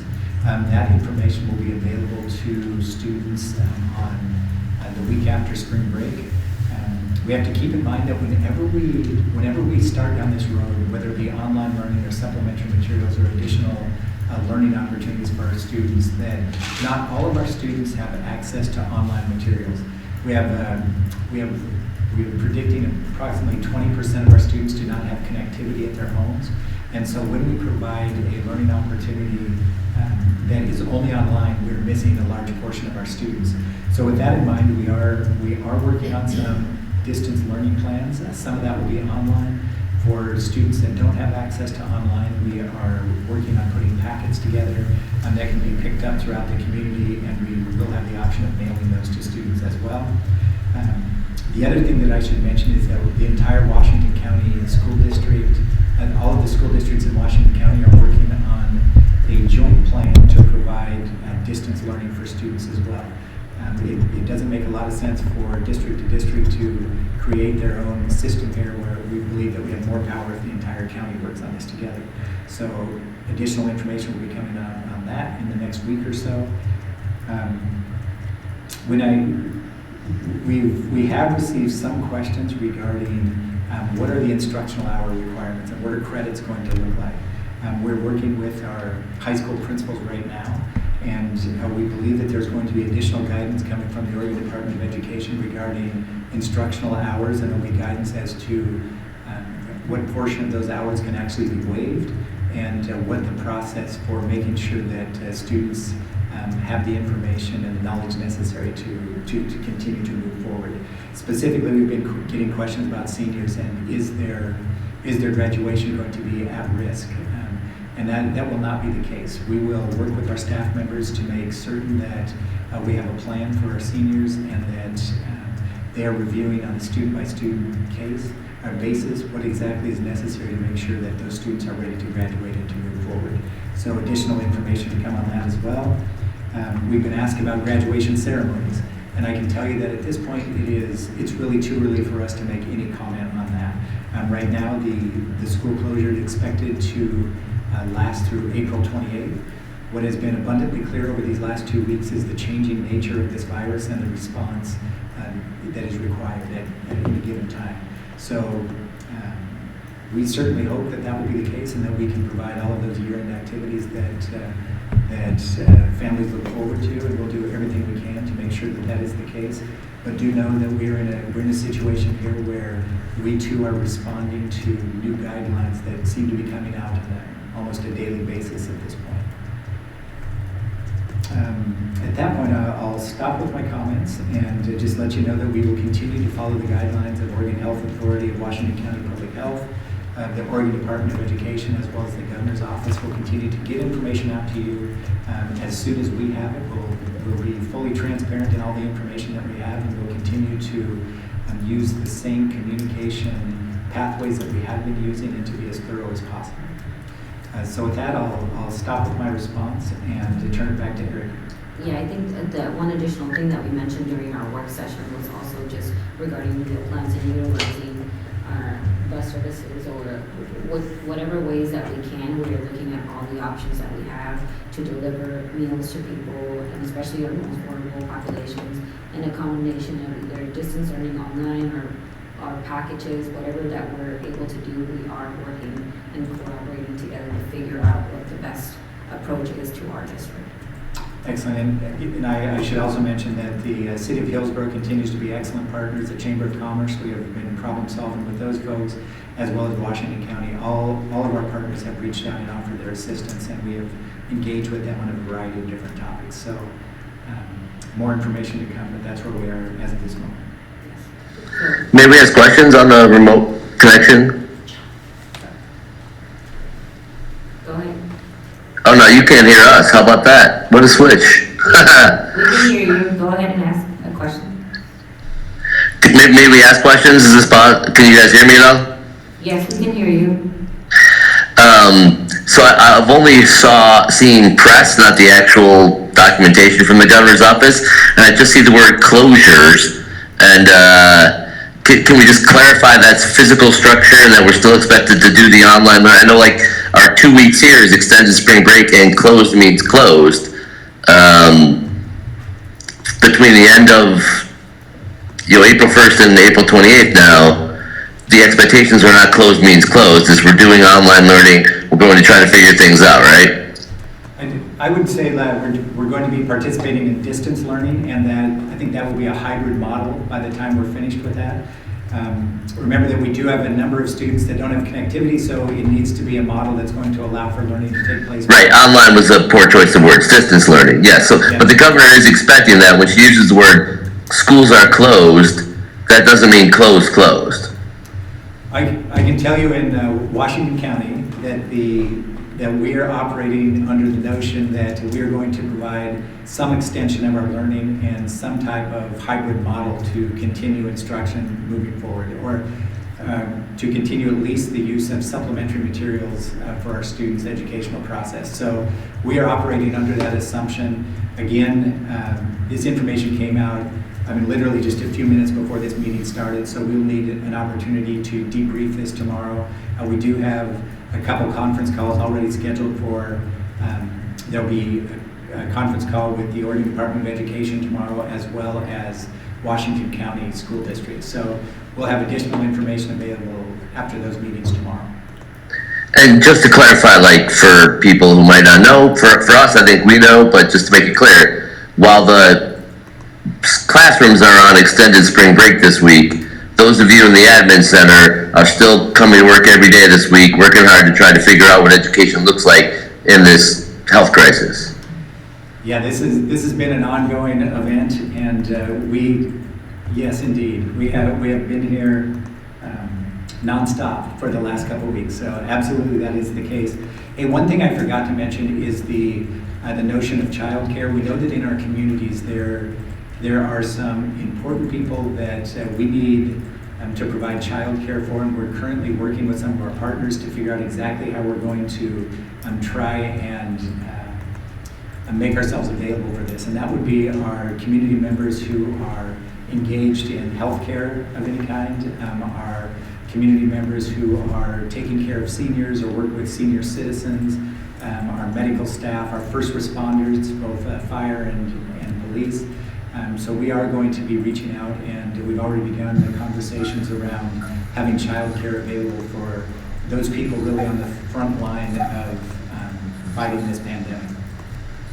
Mark, this is Sheehan. I have a question about the childcare. When you say you're working with partners, or that we're working with partners, who are those partners that we're working with? We're currently in conversation with some of our private after-school providers, and just at the risk of, I'm not ready to name those yet, but we've got some people in our schools that have that we've been in conversation with today that might be able to provide some childcare services for us, and we're still in that conversation. Also had a conversation with the city of Hillsboro earlier today, and we're in conversation with that. So I'm really not ready to share details, and the reason for that is because those details haven't been worked out yet. This is today's work that we will be building on. Okay, so we are going to move on to our next item on our agenda, which is the consent agenda, and I am looking for a motion. I move to approve the consent agenda.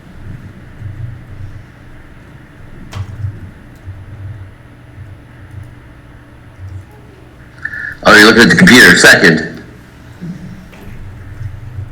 Thank you. So it has been moved by Yadira and seconded by Mark. Is there any discussion? Yes, Erica, this is Martin. It's really impossible to hear who's voting. Is it possible we could do a roll call for a vote so we kind of know who's spoken? Well, great idea, Martin. Okay, we will do a roll call. So it has been moved by Adira and seconded by Mark that we approve the consent agenda. I'm gonna do roll call in just a second. Let me just write this down.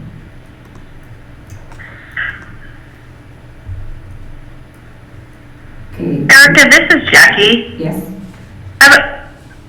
I'm going to just be honest and say that I can't hear anything. Everybody sounds like the teacher from Charlie Brown. So I don't know if it's me. I tried calling in on my cell phone too, and it wasn't any better. Well, I can hear the participants online, I just can't hear anybody in the room very well. I see. Yes. I will make sure that we move our speaker and microphone, I guess, closer to if somebody's talking.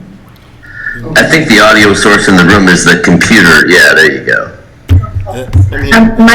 Mike and Erica, if you guys are willing to open your computers and join the Google Meet, we'll be able to hear you super clearly.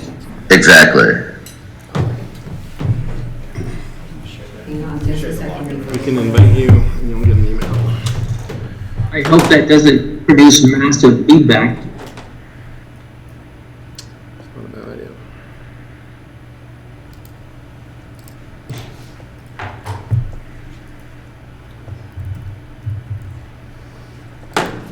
All right. Give us a minute. Justin is sharing the invite with us. Well, there's some filler time. Is the vote on the consent agenda? Is that what the vote is on? Yes. Should have links in your email. Okay, thank you. Just send it to me, Justin. Oh, yeah. Here too. Judson, you just sent a new email, is that correct? Yes, you should get invites in your email.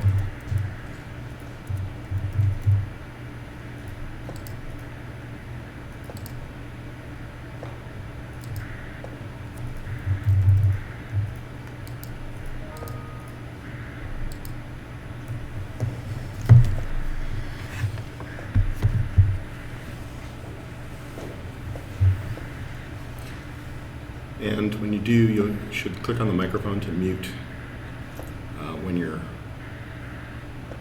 well, or unmute if you're talking. Yes. If we leave them open, is that a problem?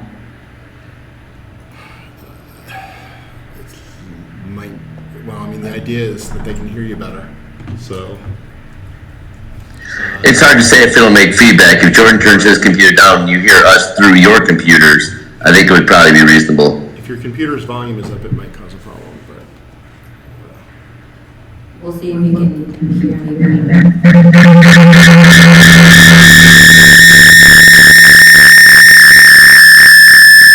Yeah, we're getting feedback. This is Andrew. So that's not going to work. It would only work if you sort of mute, everybody mutes Until they need to speak. Yeah. Okay. Even then, turn your computer's volume down. For all those tractors in the house, that was the phaser on overload. Yeah. I think, I mean, if I turn on my mute button down, can you hear me any better? I would say that we can hear Mike for the most part. I can't hear Erica very much at all. So if we're only going to get one on that side of the room, I'd rather have Erica's than Mike's. Is this any helpful? Can you hear any better now? Did Erica join? I don't hear any differently. I mean, Jordan, your computer, as long as Mike and Erica can hear us, your computers need to be putting any audio out, right? I think you can hear it better. Yeah, I think that we're gonna have a lot of feedback if we try to do it on the Google Hangouts. If I mute this computer here, you'll get less feedback because that's where it's feeding back. Yeah. Every time I turn mine on, it does that. Yeah. So every time we meet, my Like only one person at a time can have their mic on in the same room. Well, anytime we've had it in different times, we aren't able to do Are you And probably speakers as well. Only one person should really have their computer audio turned up loud. It's the speakers going into the mic is what's killing us. Right. So we're just gonna have to power through right now with what we have and hope that you guys can see me as I'm reading through our list.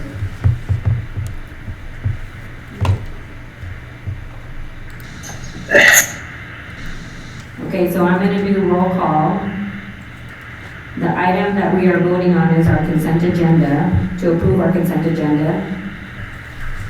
Lisa, how do you vote? Aye. Jackie? Aye. Sheehan? Aye. Martin? Aye. Mark? Aye. Yadira? Aye. And I'm an aye. The motion carries. The next item on our agenda is our action items. And we are gonna have, our first item under that is accept gifts and donation with Michelle Morrison.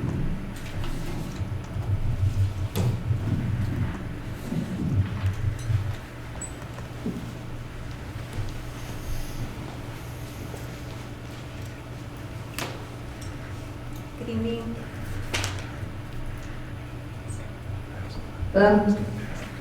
Good evening, directors. As requested, we do have our gifts and donations over $5,000 for the month of February.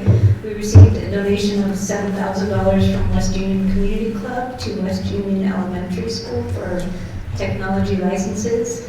And this is an opportunity just to acknowledge that out loud and thank the community for their support.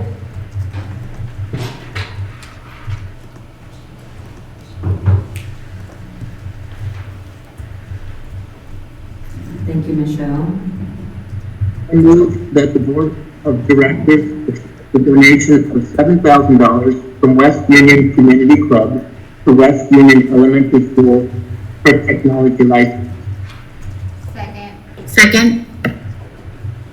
So it has been moved by Martin and seconded by Yadira. Is there any discussion? I'm gonna move to roll call for our vote. Lisa? Lisa. Lisa, how do you vote? Jackie, how do you vote? Aye. Sheehan? Aye. Martin? Aye. Mark? Aye. Yadira? Aye. I'm an aye as well, so it has been moved by Martin, seconded by Yadira, and this motion passes. Our next item on the agenda is our inter-district transfer with Beth Frazier. Okay, so. All right, am I on? There we go. So we have our House Bill 2747 inter-district transfer process that the board needs to review and approve the number of slots that we are going to open up for next school year for students who currently live out of district who want to attend Hillsboro School District, and then also a number of spots that we will be willing to release our own students to attend school in other school districts. So this is a provision of that law. There used to be two laws around inter-district transfers, one which was open enrollment that sunsetted 2 years ago, and so this is the only one remaining. As we have done in years past, we have attempted to go school by school and identify which schools and which grade levels within those schools have the capacity to accept additional students for next school year. So that is the list that you'll see before you. And principals have had a chance to weigh in on this and validate that they feel that they can accommodate this number of students. As you'll notice, if you added up all these numbers, they would go far beyond the 60 slots that I'm recommending that you approve for incoming students for next school year. But we like to provide the maximum flexibility that we can across our entire district for the sake of our families and students who need to attend a school other than their home school. So, like I said, 60 slots across the district. Up to 10 of those could be kinder spots. that we may or may not be able to provide an answer on right away, just because of the nature of kindergarten. We might have to wait until the end of August, but if someone is accepted for a kindergarten slot, we do say that they will be placed somewhere in our district. We just may not be able to guarantee where until August. And then we have proposed that we allow 40 of our current HSD students to be able to attend schools in other districts. And hopefully all of you can access that draft proposal that was placed in your board book meeting materials. So if you have any questions, I'd be happy to take them. Any questions from the phone or online? All right, with that, this is an action item, so I am looking for a motion. I move that the Board of Directors adopt the plan presented for inter-district transfers for the 2020-2021 school year. Second. So it has been moved by Lisa and seconded by Yadira. Is there any discussion? I will move on to roll call for your vote. Lisa, how do you vote? Aye. Jackie? Aye. Sheehan? Aye. Martin? Aye. Mark? Aye. Indira? Aye. And I vote aye. This motion carries. Thank you, Beth. Thank you. Our next item on the agenda is to recess our regular board meeting. And we are going to be convening our meeting for the local contract review board.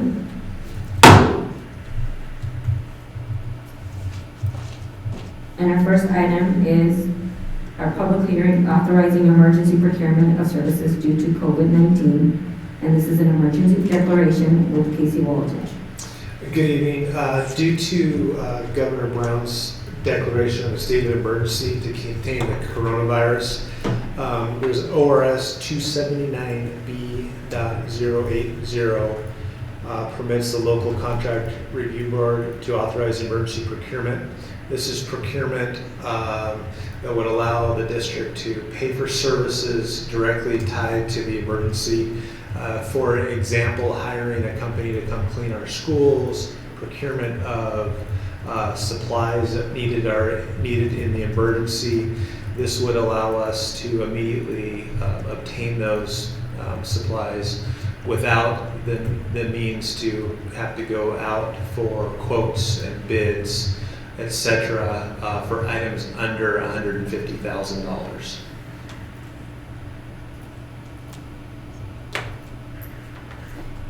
All right. Thank you, Casey. And I was just informed we do not have any public testimony regarding this item. So with that, I am looking for a motion.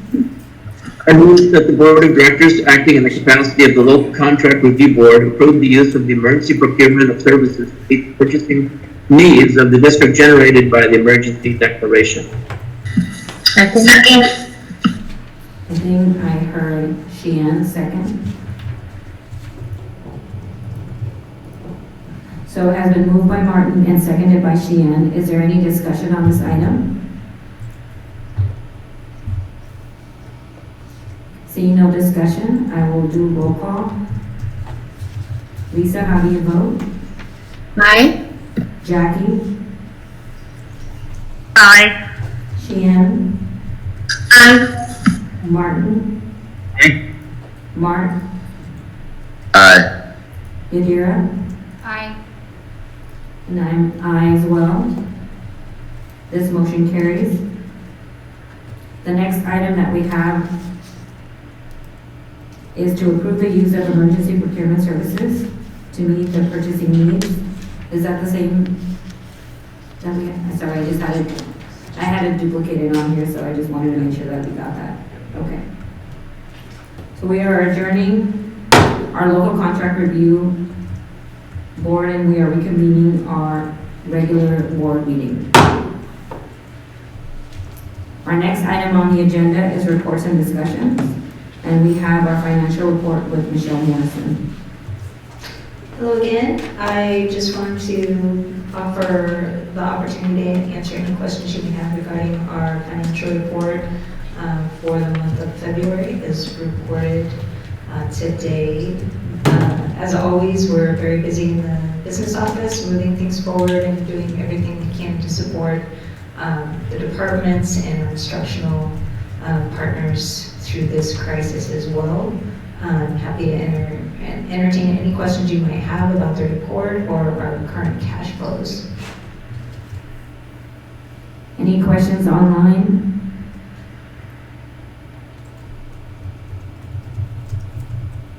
In here? Okay.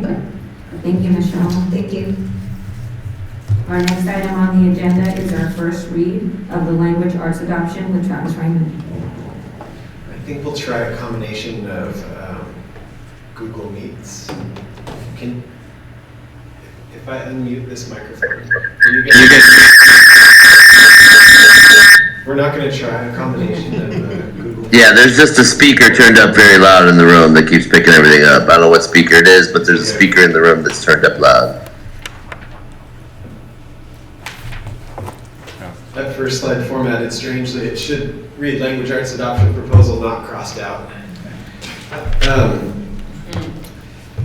We would love to have a group of teachers and leaders and community members here to present this with us tonight. And this is the first reading of our language arts adoption proposal, K6. Disappointed that we have to be here in such a small group because there were literally a couple of hundred people who helped us with this process and deserve to be recognized tonight. The purpose of tonight's presentation is to provide an overview of our process for the board, to make a recommendation from our teachers, which has already gained guidance from the CCAC, to bring that to you here tonight, and then to answer questions over the next few weeks if you have them, hoping that you would approve our proposal on April 14th at the work session. I would like to draw your attention to an executive summary document, which folks have who are here. If you are participating online, you would have this in your board packet, board members. The executive summary is for those who don't want to wait for the recommendation until the end of the presentation. It's right there, and the bottom line is that we would ask for the board to approve $3 million for a combination of materials, assessment tools, online tools, and professional learning and planning time for our teachers, as well as some logistical costs of shipping materials to us in Hillsboro. A hyperlink at the end of the presentation on the second to last slide would allow board members to dive into a website that we've created that shows our entire adoption process. We would post our executive summary and that website on our district website for community members to access, like we have PDF versions of our science and math curriculum adoptions in the past. We've just become a little bit more dynamic with our digital capacity, thanks to Alano Chiliberto, who helped us archive everything that we did for the last couple of years in this process. Is there a clicker? Should I use that keyboard? Be ready. Oh, thank you. Oops. I do want to introduce Francesca Sinapi, who's an executive director of schools in Arsema Tovar, who is a coordinator of elementary teaching and learning. We had a bigger roster today, including Rebecca Nelson from the CCAC, but we have excused them from participating. Really, Fran and Arsema deserve a ton of recognition for their leadership during this process, and therefore they had to come to the meeting to be celebrated and recognized by you all. We also have Rebecca Nelson participating via video message tonight, which is a surprise you'll get toward the end of the presentation. She recorded herself and her comments as a representative from the CCAC so that you can hear from them tonight.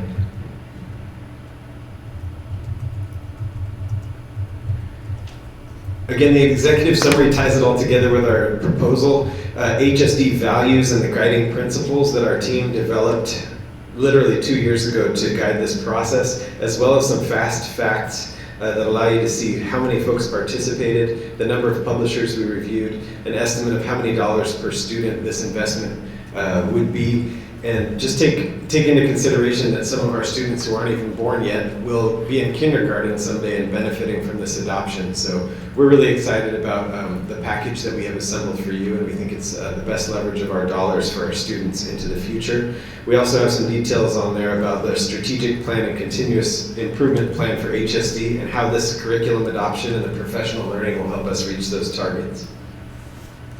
I'm going to pass it to our SEMA. To do a little storytelling about our process. I think it's really important that the board and community understand how many folks participated in this and our approach to this important work.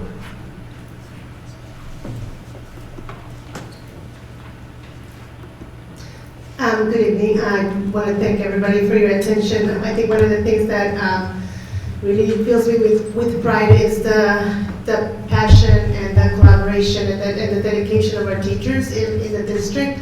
And this process actually started in spring of 2018. We convened a leadership team that was representative of pre-K to 12. And we created a task force, different task force teams that gather research and follow recommendations from the leadership team. And in the summer, our coordinator of curriculum assessment went out and collected feedback from teachers, from classified staff, from principals, and began to gather that feedback. We analyzed it, and in the fall of 2018, the language arts leadership team met again. We analyzed the data. We convened a bigger group, which we call the study team, and they identified this and set goals based on that data and the research that we had put together. We had also collected several potential pilot companies that had given us information, and we had them analyze that as well. In winter of 2018, the study team identified the goals and the vision that we had for the curriculum. The task force reported all the data that they had collected in the research. And in spring of 2019, the study team attended to learn more about the potential pilots. We identified potential pilots for elementary from we had them fill out an application where grade level teams volunteered to pilot and committed to do this together for a period of 6 to 8 weeks. And with that, the two, we ended up with 3 pilot curriculums, but one of them decided to step back, and so we ended up with 2. And we identified the teachers, we ordered the materials for the pilot, and in the summer, we updated the pilot teacher list, we ordered more materials, and we had a 1-day training with McGraw-Hill and American Reading Company. In fall of 2019, 61 classrooms began piloting the materials starting from like about late September to early November. Each of the pilots, grade level pilot groups had coaches that came from American Reading Company and McGraw-Hill who led professional community PLCs, professional learning communities with them, and also followed up with coaching, observations, modeling. And we did this a couple of times. Then we conveyed as a leadership team again. We reviewed their feedback. We looked at the process, and in the middle of the pilot, we gathered all the pilot teachers, and they came and gave us more feedback. They went back and assessed the students, and we did a debrief at the end. And based on that debrief, then we began to plan these community open houses for teachers and the community to come and check out the materials and actually speak to the teachers who piloted the materials. On December 17, we had a study team meeting, and we reviewed all the feedback and the data from our pilot teachers. We opened up a window where all licensed staff were able to inform the decision and what curriculum we wanted to recommend. We negotiated a package and pricing in February 2019, and here we are, March 2019, seeking board approval. I'm going to have now Francesca continue with the presentation.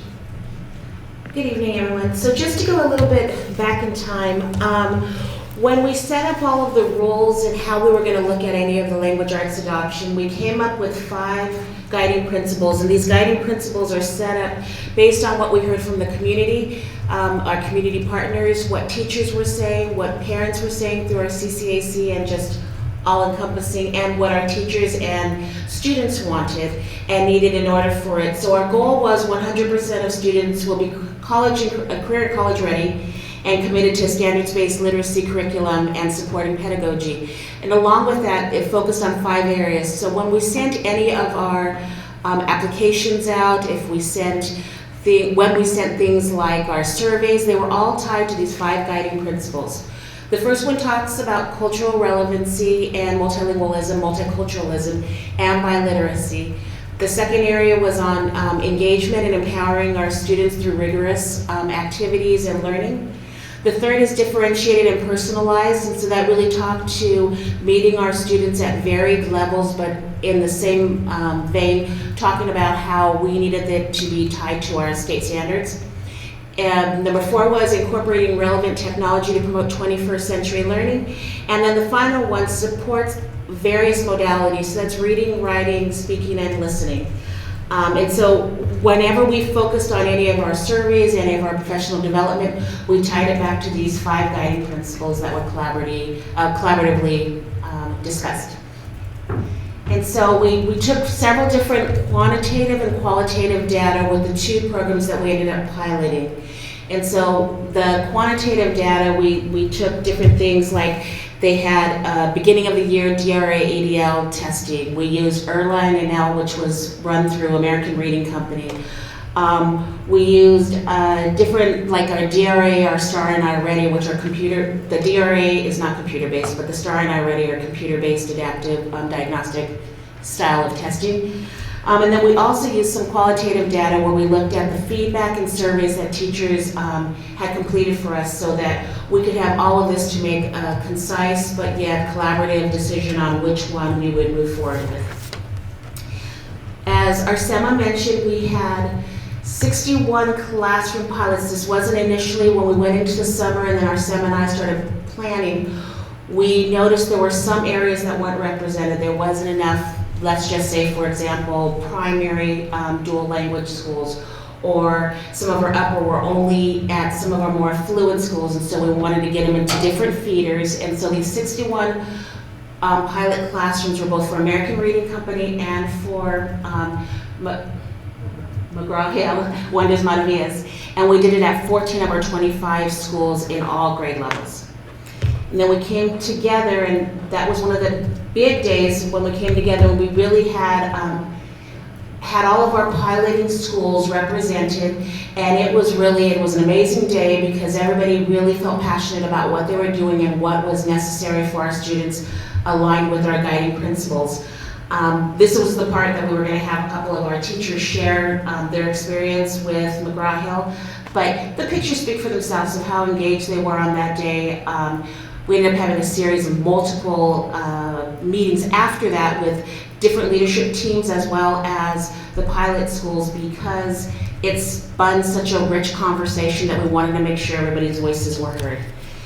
And so then finally, when we put it out to we did it on that day, on the December 17th, but also when we talked in January with all of our schools, and all of our schools participated in an online survey where they were able to access different videos for both of the companies, and then tied to each one of the 5 guiding principles or 5 goals, we gave them definitions of when you look at it, is this defined in this area? Can you see cultural relevancy? Is it rigorous? Is it equitable and accessible to all? And we tried to hold true to the goals and the guiding principles that were set, but also have a voice for everybody in a collaborative spirit. Thank you, Fran. So then we came down to a comparison, very much head-to-head between McGraw-Hill's Maravillas and Wonders and American Reading Company. And you can see that we analyzed the strengths and where we did meet in the 5 categories of our rubric, and then what would be needed as supplemental, and what would the cost of that be. So the package 1 is essentially a Maravillas and Wonders plus, and package 2 was an ARC plus. And really at the end of the day, one of the decision points was that the ARC package became pretty cost prohibitive compared to what we were able to accomplish with McGraw-Hill. You can see an analysis also categorically of where we had question marks. In some categories, these became red boxes. Clearly, we didn't have for example, the 21st century digital literacy component that we were looking for with American Reading Company. And so as we talked through our process with the piloting teachers, we recognized that the materials that you piloted tended to become materials that you were fond of. Both of these companies have great products, but the product that met HSD's goals most completely and for a better cost was McGraw-Hill, Maravillas and Wonders. We took our proposal to the CCAC.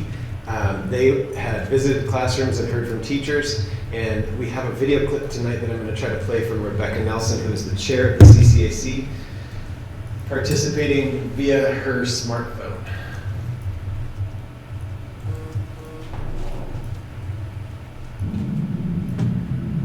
Hi, this is Rebecca Nelson from CCAC, and I'm here to talk to you a little bit about the CCAC's interaction with the Language Arts Adoption Study.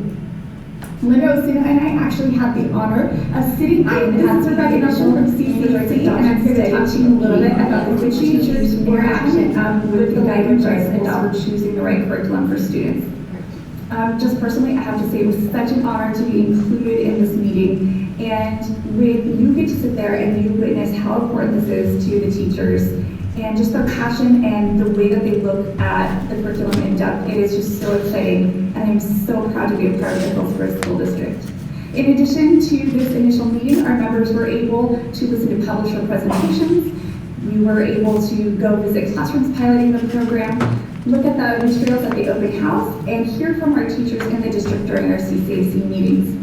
Some concerns that were important to us were making sure that there is a good language support for our students, both in English and Spanish, and other languages we might not have thought about, that there are at-home materials so that the learning can continue at home, and what type of supports there are for our students on IEPs or TAC identified.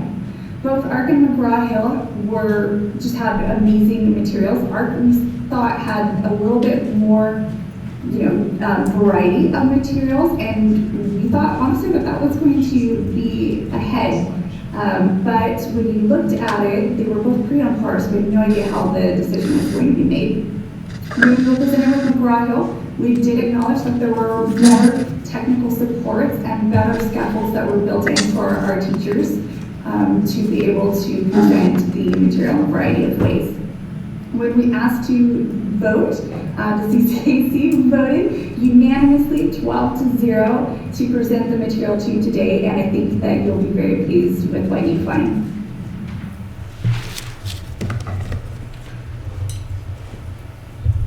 All right, so thanks to Rebecca and the members of the Community Curriculum Advisory Committee. They put hours of work into understanding our proposal as well. It's easy to focus on the materials piece of a curriculum adoption, but I want the board to understand too how much work has gone into understanding the needs of our teachers in the materials that they need to serve our students well, as well as professional learning. These graphics show a poll and some quotes from our surveys of our teachers regarding the need for texts, language scaffolds, DOK and rigorous materials, and interventions for students. And you can see how teachers ranked those in importance, from 1 being the most important to 4 being less important for them. We also used our data tools to gather by years of experience what our teachers needed, and you can see here in colorful stacks, the light orange are teachers who've taught for 0 to 1 years. The dark orange is teachers who have 5 to 9 years experience. The pink is 2 to 4 years of experience, et cetera, et cetera. And you can see that in categories along the bottom of foundational skills, culturally responsive teaching tools, and interventions, by years of experience what the needs of our teachers are so that we can differentiate. One place we know for sure is that our newer teachers have asked us for more support with foundational skills, materials, and intervention tools. So we're going to meet that need in our professional learning plan. I wanted to show the board that in this site, which this image itself is a hyperlink, you can get into our website and see the executive summary. You just click on the bar here, and this link takes you to all the archives of our process. Just wanted to show you a couple of things you can find here. So here are images we took 2 years ago when we met at South Meadows. These are teachers from Liberty High School and students that they brought to that kickoff meeting. These are teachers collaborating, developing our goals and our vision. We even did some outdoor equity-based activities to talk about the different students we have in our district, their unique needs, and how this language arts adoption was going to meet those needs. So these are just things that the board can explore in your own time and ask questions about as you dig deeper into our process. We felt like being increasingly transparent from the very beginning with images and documents was going to be important for building confidence around our proposal. So with that, Kelly, can you move back to the PowerPoint? I think the last slide just says questions. So happy again to have questions at this time. I do want to appreciate one more time Francesca and Arsema and their leadership and everybody else who participated in the process. We are available for questions in the next 3 or 4 weeks before the meeting in April. Do we have any questions from our online board members?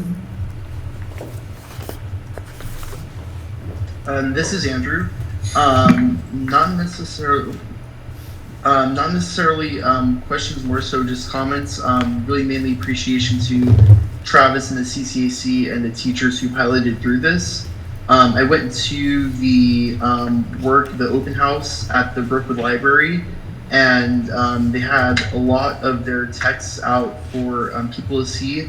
They were really not just culturally diverse, meaning that the texts weren't just written by white men, but they were also really relevant to the experiences that we as Generation Z and the next generation lived through and have been living through and will live through as well. Also, the teachers that were there were really, really excited about this new curriculum. And also the presenters from Wonders really, they treated me like a community member. I wasn't just a student who knew nothing about what I was talking about, but they actually valued my opinions and they actually answered my questions. So as a high school student, I really appreciate that. Thank you. This is Sheehan. I also have just a comment. I just really appreciate how thorough and comprehensive this whole process has been and engaging the CCAC and the teachers. I had an opportunity to serve on the CCAC during the midway point of reviewing the language arts adoption process. And so it's really cool to come full circle and be able to see it being implemented even in the pilot programs in schools. I was able to see a couple of teachers at different grade levels implementing this curriculum, and I loved how dynamic it was and how engaging it was for the students in the classrooms.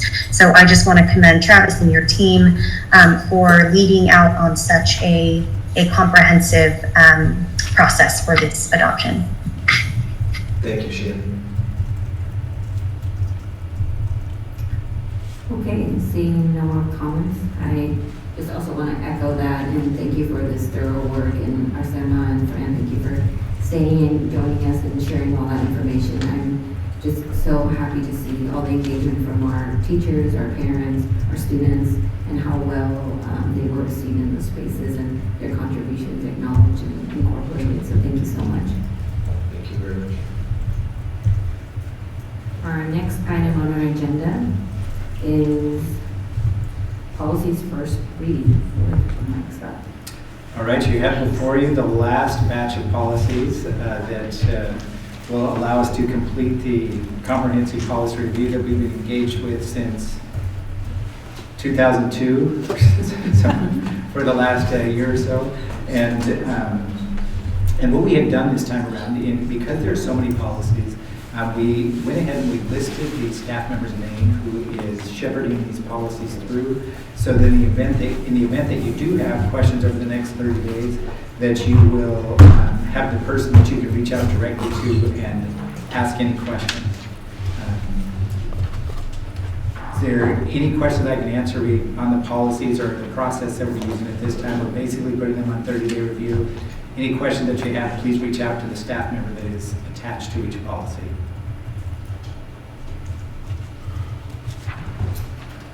Okay, seeing no questions online, I'm moving on to, I think our next item is information on administrative regulation update. Correct. Okay, the same format here. We have information. As you know, some of the ARs that are required for a district, they're not required to have board action necessarily. But we did want to provide you with the ARs that are being updated or recommendation for deletion. And I wanted to share that information with you so that you can also reach out to the board member and get specific information.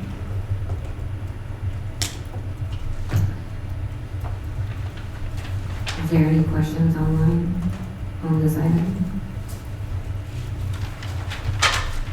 Okay, we are moving on to our next item, which for tonight, we normally have our HCU and our HEA partners come and speak to the board. Tonight, they're not going to be reporting. So our next item is our discussion time, and we have our student representatives first.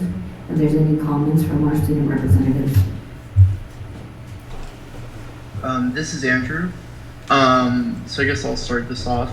My heart goes out to all of the Glencoe students, especially all the students in the district that have been impacted by the closures, cancellations, and postponing of events due to COVID-19. I know at Glencoe we've had our dance team was days away from going to the state championships, and that was canceled.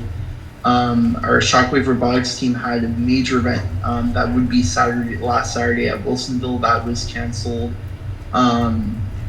Our first Latin dance was canceled, and many other things in that area were canceled. Our choir concerts were canceled. So really it's been been a time for a lot of discussion, a lot of being unsure of what will happen in the future, but I'm confident with us having the community we have of being persistent and being there for one another, that we'll all be able to make it through. There have been a lot of memes and social media related things lately about just making sort of light of the situation. It's obviously a heavy topic in the fact that we have thousands of people worldwide dying from a virus. But some of the cultural shifts, some of the sort of relatability moments of, staying home in isolation, whether you're self-quarantining or not, just being able to sort of find some sort of goodness in the situation is something that I've really enjoyed from my fellow students and constituents. I'm not sure what will happen in the future, but we'll definitely stay tuned and see what happens. When life gives you lemons, you I'd say squeeze them into people's eyes, but I guess that I shouldn't really say that final, as being a board meeting. I don't endorse any violence in that. Thank you, Andrew. Do we have any other student reps online? I'm sorry, I'm trying to figure out how this works. All right. It's Danny. I've been in my house. I know PCC, for all the early college students, we're doing online.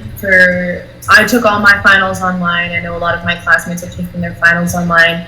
I think we're online as of yesterday. The first 3 weeks of spring term are going to be online. And then other than that, I think it's just really important to remember how hard it is for a lot of our students, and it's a scary time, and nobody's sure of anything, but especially for some of our seniors.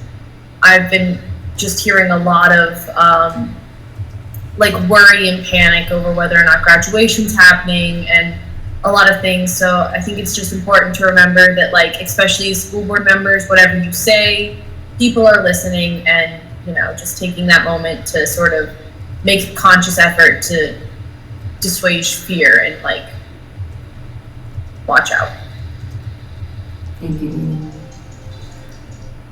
Is Maria online? Just double checking. Yes, I am. Okay, can you guys hear me? Yeah, we can hear you. So, Andrew, I agree with Andrew. I agree with Danny. A lot of chaos is going on around, and a lot of people are talking. And Danny is right. People are listening because people are very scared right now, and so they don't know who to rely on. But I had 3 questions, and I don't know if I should ask them right now or send them through email or whatever you prefer. If it's okay. Well, they're kind of quick, and they were about the coronavirus update. So I don't know if you guys had mentioned them or answered them, but I couldn't really hear in the beginning, and that's when you guys addressed the update. So the first one is you guys were talking about the internet access and like Wi-Fi and hotspots, right? In the beginning? Yes. Distance learning, yes. So I didn't really hear or know if you guys said anything about how students would get them if some cannot access like or go to school, if it would be like a physical hotspot, or how would it be if it's like wireless internet? Maria, if you just go ahead and run through all of your questions, and I'll answer them all at one time for you. Oh, okay. So the second one is, you had mentioned that all the principals are meeting in order to like push through to make sure that the seniors are going to graduate. And so I don't know if that only applied to education related, like with credits and stuff like that. I also I wanted to know if it included like our fees, because we do have to have a clear account before we walk, if we're going to walk or graduate. And so I know that we can do it online, but if there are students who don't have access to the internet or don't actually know that this could be done online, how will it get to them? And the third one is regarding the school lunches. I had heard or seen that school lunches were being given free to kids between ages 1 through 18 in some of our elementary schools. And because some kids rely on school lunch and now school is being closed till late April, will we keep doing that if we're the ones providing those lunches? Or if we're not providing the lunches, are we going to, or can we do anything to help those kids get food? Thank you, Maria. Okay. Those are thank you. Let me, do you want me to just roll into my time as well? Yeah, we'll roll into superintendent's time so that Mike can answer your questions, and then we'll move on to the board discussion after that. All right, let me start with Maria's questions. Great questions. The hotspots, we right now are exploring what it would cost us to provide the hotspots to those students who already don't have connectivity. We estimate that 20% of our students do not have connectivity, and in order to provide hotspots, it is if that were to extend into a 2-month period, for example, that would be a couple $100,000, or well over $100,000, I should say, in order to provide that. And we've not ruled that out yet. Where we are is we're in a situation where we're working with the other districts in Washington County to determine what the best hybrid approach is for distance learning. So that could be a combination of online learning coupled with paper packets or assignments or resources that are provided to students. So there's more to come on that information, on that particular topic. And we do have 10 days worth of, by the time the students were supposed to return on April 1st, we had 10 days worth of learning activities put together, or supplemental activities, I should say, put together. And we'll be ready to go with those for sure. We're now focused on addressing the needs for the extended closure that we just found out about this evening. So continuing to explore that in partnership with other Washington County, being mindful of being able to provide experience for our students that do have connectivity as well as our students that do not. When it comes to this senior graduation and the fees, that is not something that we've even talked about yet. Remember that we were originally anticipating a 1 week additional closure in addition to spring break. And now that that's been extended, we will begin to look at some of those other things. And I've taken a note, and I'll work with Dale and the principals on that, because we just don't have an answer for that yet. And Maria, remind me what your third question was? School lunches. Yeah. That was about because I had heard about school lunches meals being provided to students between 1 year old and like 18 years old at some of our elementary schools. And I had said that because some kids rely on school lunch and now school will be closed until late April, will we keep doing that if we're the ones responsible of that, providing the lunches? Or if we're not the ones providing the lunches, are we going to do something about it, or can we do something about it to help these kids get food? Absolutely, and I appreciate that you're thinking about that. We are the people that are providing lunches for the students. Yesterday we served 400 lunches to students. Today we served 2,000 lunches to students. So a pretty major increase as word of mouth and as we've been able to get additional communication pathways out there.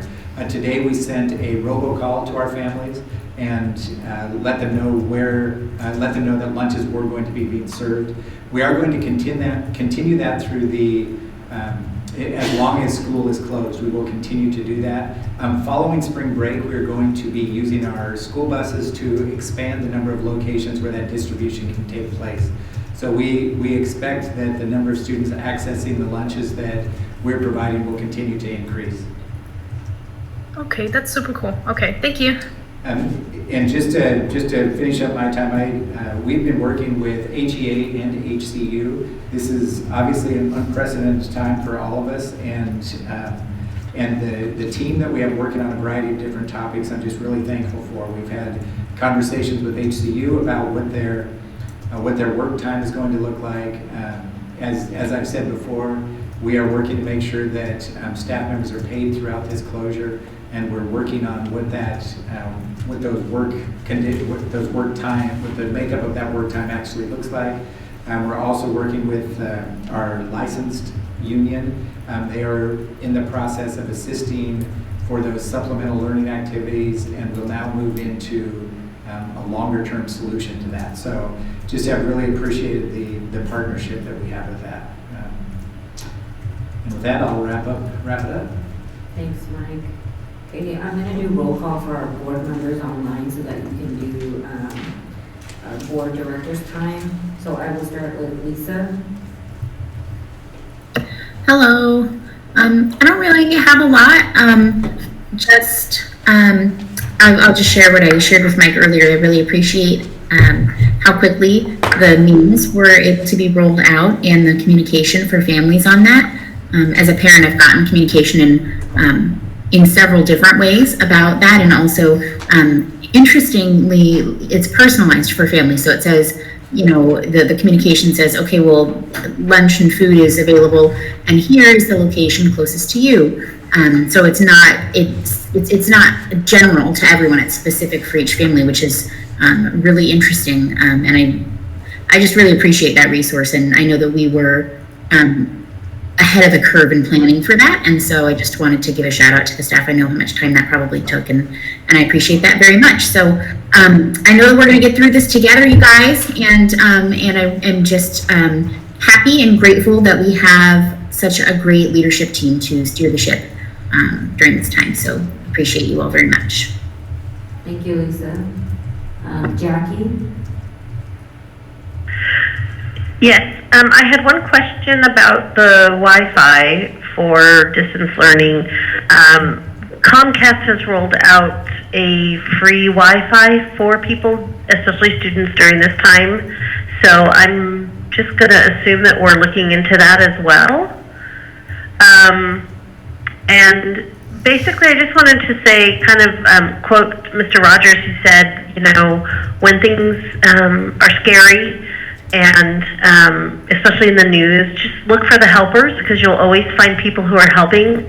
And I want to thank all of our school district helpers who are providing and who are out there making sure our kids are eating and have education tools at their disposal.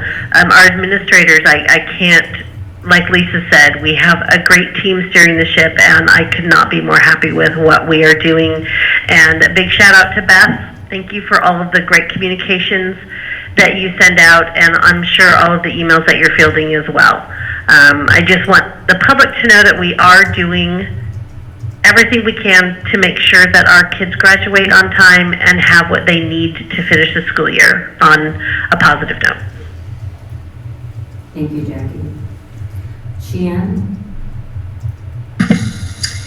Yeah, I also just wanted to give Mike and the team just such a huge shout out, especially with the fastly evolving nature of what the situation is. I think that Mike, you've done such an incredible job at keeping us all informed and making sure that our families and students are getting the communication support that they need. So I just want to publicly thank you. And yes, we will all get through this together. Thank you, Sheena. Martin? Thank you for pivoting away from our retreat. I know that was our plan, but wisely we stood down on that. And thank you very much. And I just want to underscore everything that has been said already. Great job from Mike and team. And to my colleagues, I concur everything that they have said. It's a time of trial, and I'm very pleased to do what we can to meet the needs of the community. Thank you, Martin. Mark? Yeah, just kudos to everyone for springing into action, from Best Team all the way down to Nutrition Services. Nathan, the fact that we were able to get lunches out the first day of this, and even more so today. I hope people, that indicates that we're on it. I mean, we're in the very outset of a national health crisis, and I sort of feel like there's new information every 12 hours, and all we can do is make the best decision with the information we have at that moment. And I think that's listening to our experts and taking their recommendations to heart and figure out what works best for our district. I think we're doing a very good job with that, so well done, everybody. A couple of questions. Maria mentioned, I didn't see the communication through 18. I'm guessing seniors that have turned 18 can still get a lunch, or is that not a thing? Yeah, all students can get a lunch. Okay. It looks like the facilities will still be closed the day we have our next full board meeting session. Are we working on a way for HEA and HCU to participate in that in a way they weren't able to tonight? Yeah, we certainly will. All right. And yeah, I guess everybody keep up the great work. And it is the very outset. I think we learn more literally every 12 hours. So just be prepared to try to be flexible and practice social distancing. And some of you may know that I myself am on a little self-quarantine thing going on down here myself. So the best thing to do is stay away from people. It feels weird in our social age, but it's really the best thing we can do right now. Thank you, Mark. Yadira? I don't have much either, just echoing what the other board members said. Really appreciative of the team that we have here at HSD. I think our response to this ongoing crisis that keeps changing hour by hour has been spot on. And, just want to remind people to be kind to each other, we do have to practice social distancing, but remember to call people, say how you doing, and offer to help your neighbors if needed, because that's the only way that we're going to get through this is together. Thank you, Yadira. With that, I just, again, I can't speak enough for just how responsive and awesome our leadership at HSD has been in keeping the board up to date as information changes. And we are really dealing with an unprecedented event, and we are trying to do the best that we can as information comes in hour by hour and it changes. And I think us being able to be flexible, also working with our experts in our community, our healthcare experts, and also partnering with our other school districts. We're not doing this alone. Everybody's going through this right now. And so the more that we can collaborate and be unified in how we deliver services, I think that is going to be the marker for our success and how we move through this process and how we get to the end of the year with our students. So I just want to thank you, Mike, for your leadership again and for just keeping us abreast of any changes that happen. And know that to all our community members that are emailing us or checking us, we are putting information out as soon as we are getting it and trying to make sure that you are up to date with the changes that we have, but also knowing that we are trying to collaborate and align ourselves better with all of our partners, all of our other districts to make sure that we serve our community in the best way possible.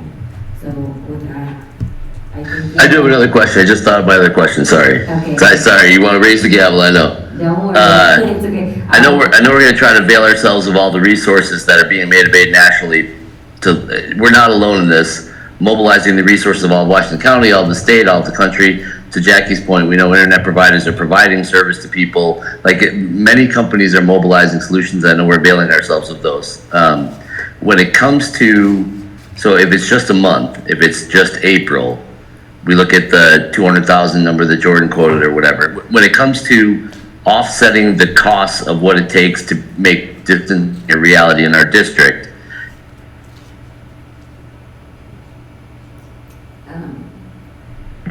Mark, we lost you. Lost me? Hello? Am I there? We lost the last bit of that. When it comes to what? When it comes to the cost of what it takes to make distance learning a thing in our district, a reality in our district, is there any benefit to be gained financially from the buildings being closed, or do they just cost what they cost? Oh, I see. So 84% of our budget is spent on salary and benefits, and because we have provisions in our contract and because we have staff members still reporting, and the expectation is going to be that they continue to provide for our students, we are not saving a great deal. We may be saving some on our transportation costs, we may be saving some on utilities and that kind of thing, but such a high percentage of our budget is spent on salary and benefits that there won't be a huge savings. Michelle, anything to add to that? Probably our biggest area of savings is going to be on substitute staff. If you didn't hear her, the biggest area of savings will likely be on substitute staff. And I know that Jordan was looking at getting devices. If we're closed for a month, could we, break down a cart and distribute those devices, or is that not, do we have to get new devices for people? No, Mark, you're exactly right. That is exactly what we would do. And we had a number of our high school teachers that were doing just that. They've distributed some of the machines out of the carts and essentially checked them out to students. The bigger barrier for us right now is the connectivity. We could pull machines out of carts and we can have them available to students, and we can set a time where they come by, or we can take them out to locations. It really is the connectivity piece that we're working on. Jordan continues to explore that, and we have another meeting tomorrow at 9:30 to continue a conversation on that. There's questions around the Comcast offer that's out there. Is that providing a MiFi, or is that providing connectivity to the home? And us trying to manage getting a home connected to the internet is a little bit out of our scope. So we're going to continue that conversation tomorrow morning. Thank you. And if I could, as long as I'm talking here, if I could just say, I'd like to thank all of Cabinet, as well as we've been referring to it as expanded Cabinet, whether the entire administrative team, and particularly Cabinet, has been available 7 days a week, and I cannot tell you how many conversations we've had late at night and early in the morning, and it really has just been a nonstop effort for the last 2 weeks. So thanks to all of cabinet for your just commitment to doing whatever we can to make our students' instructional experience as positive as it can be during this extraordinary time. So thank you, everybody. Thank you, Mike. You guys can't see their bags under their eyes. I can tell you that they've been up. So thank you all. With that, we'll conclude our board meeting.